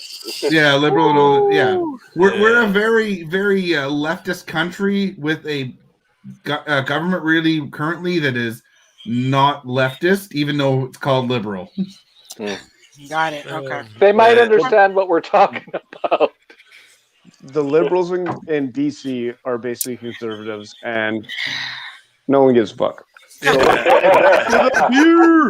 Yeah, let's We're get back to currently in beer. our own election right now in this province, and it's not going well so far. Well, So we have something in common. I was gonna say our election is like 12 days away, and Oh, we're watching. Oh, we're watching Like too. Yeah. We're in ours I right think the now. whole world is watching. The whole world is watching. 'Cause it's like, Especially- oh, fuck, oh, fuck. Especially Russia and Iran and Florida. And China. oh my Don't god, forget China. Yeah, don't forget China. oh my god, and Yeah, with I that, haven't- Canada That too, was because we epic, don't man. care just as long as we don't vote. God. oh my god, and with We're with that, we're the people above the house party saying, like, come on, just be a little quieter. Like, for fuck's sake, we want to sleep. we're trying to sleep. And with that cheery note, let's knock out let's knock out the news so that we can end this. We do have a time limit. Oh yeah. Ish, that is coming Now down. all of a sudden we've got a time limit when it's Brandon's turn. I got Hurry up, Brandon. Hurry up. Get in there, Brandon. Come on. Fuck. Come on, Brandon. Brandon, Okay, well, break down the news this week. There, it's insane. Go I ahead. can be efficient. Okay, so today we had a big piece of breaking news. That goes back to a big piece of breaking news from 2 weeks ago when somebody decided it'd be a really great idea, not me, to throw out that Resident was going to get the Iron Fist Brewing facility in Vista. What? Well, as me and Resident knew, that was probably way too early. Turns out it was. So Pure Project Brewing is actually going to get it because just some financing issues on Resident's side. At the same time, had this. Anyway, Pure Project is now the front runner to get that facility. They're in escrow. It's kind of like they're two very similar brewing companies were vying for this spot. A lot of hazy IPAs, a lot of great quality across the board. Very modern, very hip, very cool, and very fun. Very today. Yeah. Like Vista would be. Vista residents in North County brewing enthusiasts would be very happy to get either of these breweries. So it's kind of like almost an even trade to some extent. So it's not so bad. Although the people who were hoping the Resident would get there kind of bummed out. But at the same time, it's like, well, you get Pure Project. Oh, well, okay. I'll get into that. Still favorite. So that's what's going on with that. And now Resident's going to keep on looking for another spot. They've been looking for a couple of years, so we're open to anywhere in the county. They were really psyched that they could have distributed their beers easily to LA, Orange County, Riverside. But, maybe they'll find another spot. It can't be that rough. With COVID, maybe there'll be some opportunities. Who knows? But Pure Project's really psyched about it. They've got a really great resume in addition to making beers and needing to. I mean, they only had a 7-barrel system, whereas Resident had 10. They've been trying real hard to meet the man. They have a lot of people coming down from Orange County and places like that to buy their beers and sell them on the secondary market. So now maybe people can come on down and just get the beers and not have to worry about all of that. At any rate, like we talked about earlier, they are a San Diego Business Journal 100 best places in San Diego County to work. So that's really nice. 1% for the Planet Company that helps out a lot of nonprofits. Contributed $30,000 in the last year to a lot of places. It's a shift, but it's not a loss. So that's a really good thing. Okay. And the Resident folks were really happy for Pure Project, even though they were bummed for themselves. That's pretty telling right there. They're like, man, I wish we could have done that. But if it's not us, I'm really glad it's them. So that's a really good thing. Yeah. So moving on to GABF, Great American Beer Festival, the largest, most prestigious annual brewing competition every year. For Americans, at least. It's pretty fucking big. We've heard about it. Huge. It's no World Beer Cup. It's no World Beer Cup where everyone is invited, but it is the largest every year. And this year, even though they couldn't have the Great American Beer Festival part that we all like, where it's like go drink in a convention center in Denver. Puppy! Sorry. Why do you always save it for my segment? I'm just kidding.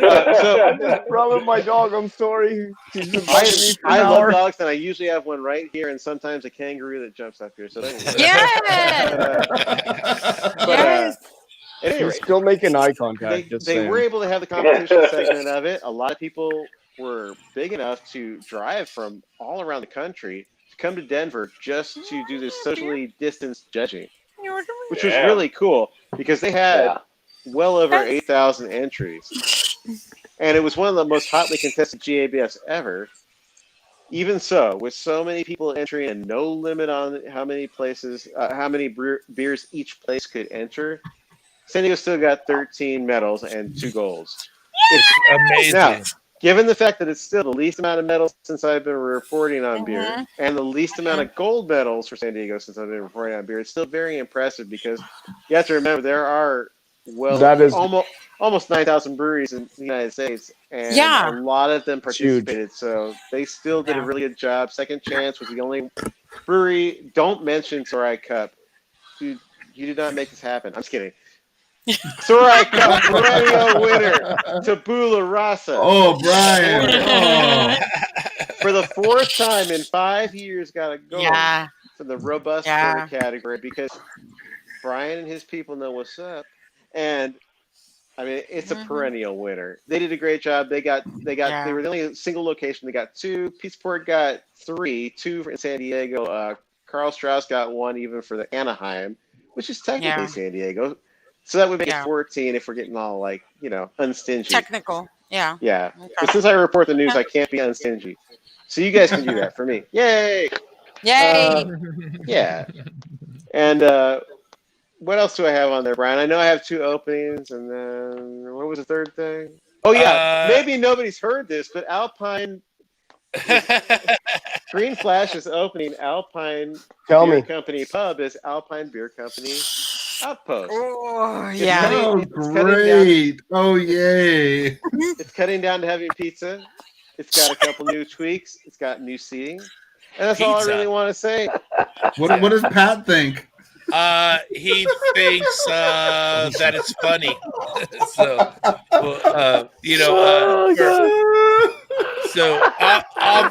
Obviously, if you are a listener of the show, we kind of side with the Mickelhennies. We do.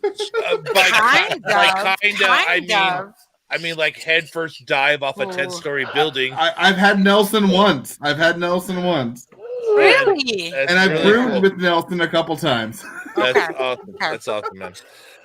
The other thing on your list, Brandon, was... I got the other two. And Estella can probably help me out with this. The first one, because she went there, but West Brew Del Mar opened up, as you heard on our show. If you were the Surf and Turf burger looked amazing. How was it, Estella? How was it? You can't eat it. I took Benadryl and I had my EpiPen ready to go. That's so cool. I'm way more allergic to shrimp than anything else. So I sacrificed and I ate it, and I do not regret a second of it. It was amazing. All right, that's high grade on that. I got shellfish allergies. I'm a ginger as shit. Yeah, you gotta learn something from Estella. I have shellfish allergies too, which is why I took Benadryl like the second till I got there, and I had my EpiPen on the ginger allergies ready to go. I was like, nope, I'm gonna eat this because I'm gonna eat this. And it still was worth it? Oh, fuck yes. Fucking horrible. Yeah, I'm gonna take a note from you, Jordan, because I've never tried shellfish, even though my scratch test has said I can. Like, just go wait in the hospital and try a piece. So that's what I had to do. I'm hanging out with her. I'm going to San Diego. Fuck you, Warren. Yeah. Tacos. You can use my EpiPen if you want, bro. No, Estella, he can't do that because EpiPen people in Canada. He can't do that. The EpiPen's way cheaper here. I bet. Probably. Can you bring me a couple? Because my EpiPen costs like $250. A lot in America, don't they? God, it's expensive. I got you, girl. Yeah, thank you. Thank you, Boo. What a weird thing to bond over, but it sounds really... Hey, man, it ain't a weird thing to bond over. You're the wrong shellfish. Anyway, I will say shellfish allergy and everything else, that Surf and Turf burger, Jay was not lying. It is amazing. So good. But they have so many other foods, and they're like charcuterie board, amazing. Ooh. So good. Oh, I just got handed some beer, guys. This Hand us a coming charcuterie from board. Idaho. How do I get that service? This is coming from Idaho, guys. Idaho. To advertise. Who said that? Because you knew my best friend. Idaho. But yeah. Right. So Amy Spackman was just in Idaho, and she just brought this to me right now. Nice. So, Put her on. Spackman, Where's get Spackman? over here. She's over Where's here. Spackman? Get on here. Girl in Come here. on. By the way, on the side, the Mask EpiPen is off. free in Canada. Mask Hello. off. The EpiPen is free in Canada. I just saw Amy last night Why'd at you say off Hamilton. free? Yeah. It's covered. She didn't know it was their anniversary. She didn't. told her no. She like showed up with a dog and the wheel and the like carriage and everything. That's called the strolling Oli. It's the strolling Oli. But the funny thing is she's using the stroller and the dog's walking outside the stroller. I'm like, well, what the fuck? It's like,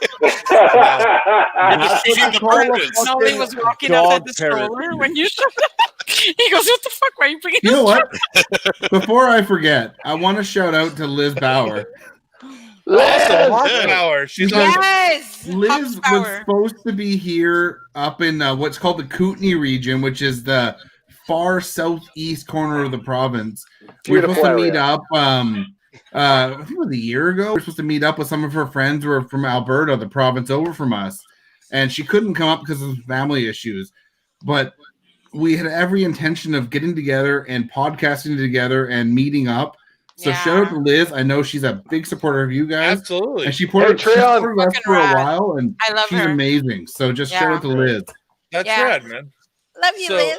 Love you, Liz. To finish up the news segment, we actually have another place that opened somewhere, Brandon, and another brewery that's kind of leaning towards the kombucha. You want a beer?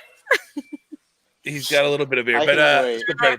No, go ahead, Brandon. Break it down. So Novo Brazil, My they're fridge is doing over there. kombucha as We're well, and they wanted to really showcase that. So they took over the Culture Brewing in the Ocean Beach area. Yeah. And made that a primarily kombucha showcase for themselves. Although it's actually half and half with beer and kombucha as far as what they're actually showcasing there. But they made it really colorful. It's like the whole Rio and Copacabana Beach thing they've got going on, whereas before it was like reclaimed wood and was kind of, brown earth tones. Now it's really colorful and really fun. So they're bringing their flavor down to Ocean Beach, and it's been operational since last weekend, just like West Brew. So a lot of things happening, even though we're in the pandemic. It's almost unbelievable. But really great. So it really is what it's underlining so far, especially in San Diego County, is underlining the businesses that have done good business before this happened. For the people that were great, and almost all of our breweries make great beer, but thank you. Not everyone's a great businessman, and not everyone could take literally a year off from income. But for those that can, what is this? And for please. Annoying. Find out without your mic on, Stella. But for those that can, weather the storm and also have some capital still to invest in their business, there are going to be a lot of opportunities this year, and this is one of them. Culture decided to kind of focus on North County and Orange County. Mm-hmm. And in doing so, they let their Ocean Beach facility close, and then Novo took advantage of a built place. It's a lot easier to change a place into what you want than to start from nothing. So congrats to Novo. This is their third location now. Mm-hmm. As people that don't visit East Lake much, we don't often go to either of their other places, but they're kind of spread out throughout South and East County now. So congrats to Novo. And for those that haven't paid attention, their fucking hazies have been really good lately. So I'm just saying that out loud. A little bit of props to Novo on their beer quality improving. So that's really cool. Yeah. And if you want to have all of these news stories that Brandon talks about and more, and you are the type of person that needs them early, go to patreon.com/San Diego Beer News. Fuck yeah. $5 a month. $5 a month. I got one more piece of news. Okay, break it down. Sure, go ahead. Mujeres Brew House. Next week. Next week? Yeah. Okay, so pay attention to the social medias. Yeah, so watch Instagram. That's where we're going to post it. It's probably going to be Halloween. Nice. Putting that out there. Yeah. A Halloween opening. That's Very festive. excited. That's why you needed those sugar skulls, eh? Yeah. So, so when you open, I know you guys haven't brewed anything specifically when we were Harry's. So, are you going to be You're going to be having other people's beers originally, correct? So we brewed with Hopnonymous. We're going to have that beer on. We brewed with 3 Punk Ales. That is just the regular IPA. It's called La Casa Verde, which is what we call my parents' house. That's the greenhouse? Yeah. All right. Yeah, that's my parents' house. Cool. I'm really proud of that beer.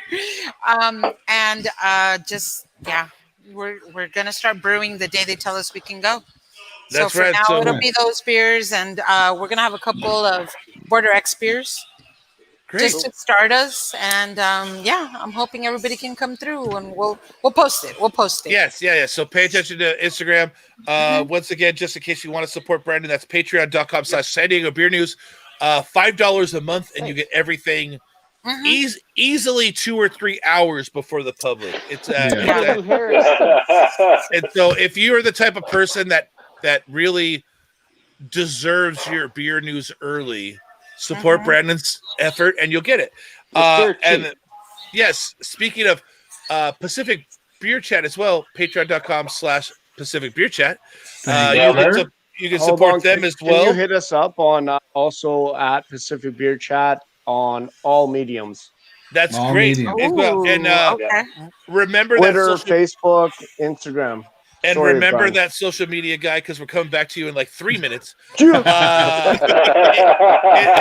is one of those times. This is one of those times where I'm like, "Hey, guest, read the show sheet." But that's okay. 12% beers. Totally cool.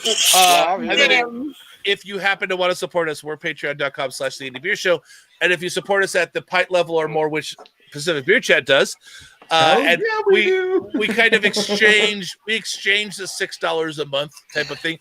By the way, if there is anyone listening that has a Patreon for any reason, whether that's art, a podcast, as long as it's not for nudity, which there's plenty I'm of okay with that.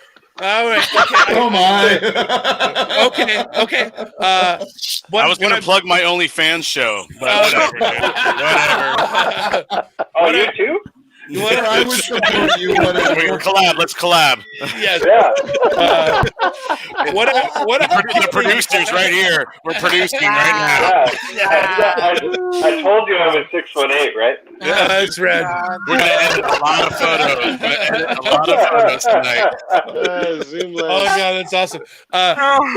If you have an effort that is supported by Patreon and you would like to exchange support, we are always open to that. I'm just saying that out loud. But those members of our support system that keep us alive, that support us at the pint level or more, that's $6 a month, this month are Ben, Bill, Brian, Captain Eli, Casey. That was a collective effort. Wow. That was a blown mic right there. That was rad.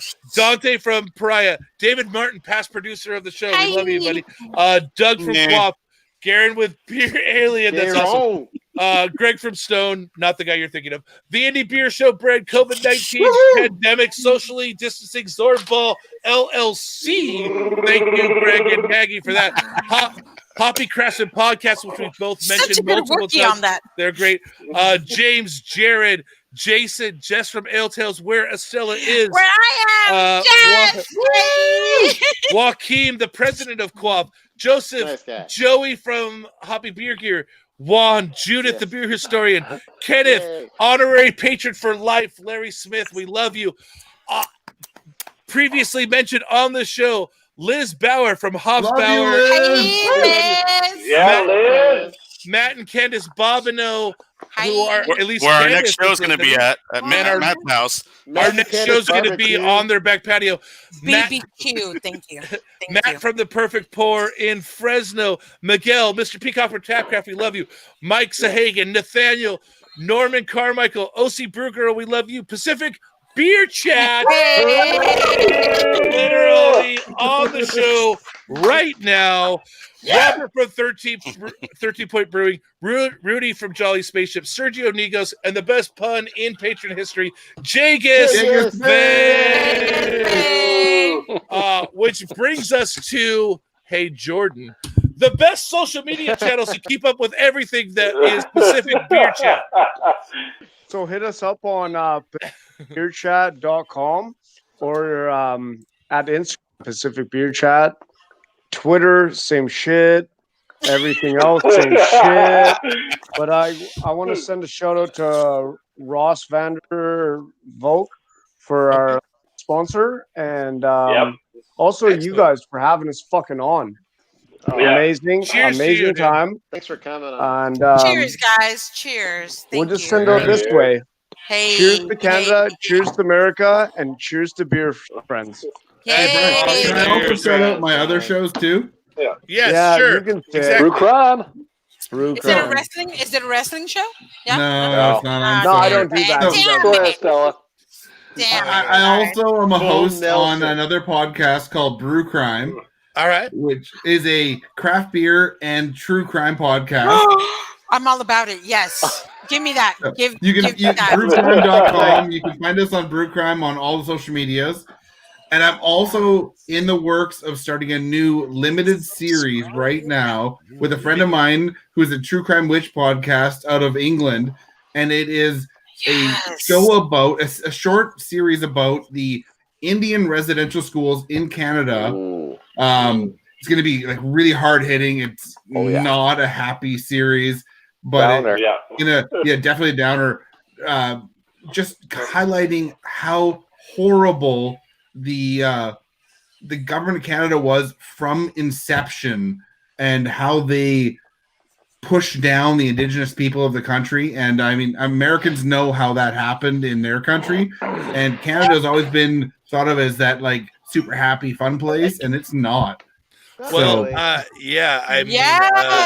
So if you want to find that, it's called Trail of Destruction. And if you look for the website, it is. Let me just find the website because all right. it's not out yet. I say, way to be prepared. Destruction. Yeah, no I'm shit. just gonna So, say, the podcast thank isn't you live guys yet. We're for still having waiting us to on record so it. much. It's called destructionpodcast.com. And Okay. it's going to be It's a gonna really play- hard hitting, no holds barred episode or series about just how fucked up colonialism is. Excellent. Well, if you want to get your history on, check Ooh. that Hell shit yeah. out. If you want to Yeah. mix, true crime and craft beer. That's Yes. brew True crime. crime. And I'm ready.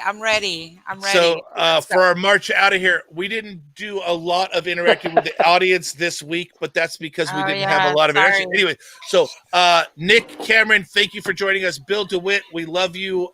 So he is from California, Wild Ales. It's great. Candice Babineau, half of them are here, guys. Half right, of them are here. is one of the greatest people in the world, the Babineaus. Thank you for joining us. Dan Diego's again, thank you. Jared Rowley from Quaff, another amazing Quaff member. Thank you for joining us. And then Amy Spackman, who apparently is the beer. She's just shuttler, bringing me beers left and right, guys. So if you want to reach us, we're at cheers@indie.beer. Yes, that's a real fucking website, indie.beer, by the way. We're at Indie Beer Show in Twitter, at the Indie Beer Show in Insta and Facebook, 619-798-603. And if you want to be a hero and leave us a voicemail, for Warren, Estella, Cam, Jordan, Mr. Hernandez, Mike in Canada, USA, Hey. Bull, and myself, And Brian. USA. You've been listening to the Indian Beer I didn't say Show. the most American thing. Black I've ever Lives Matter, fuckers. Thank Hey, you. Thank you and for having us good on. night. You guys are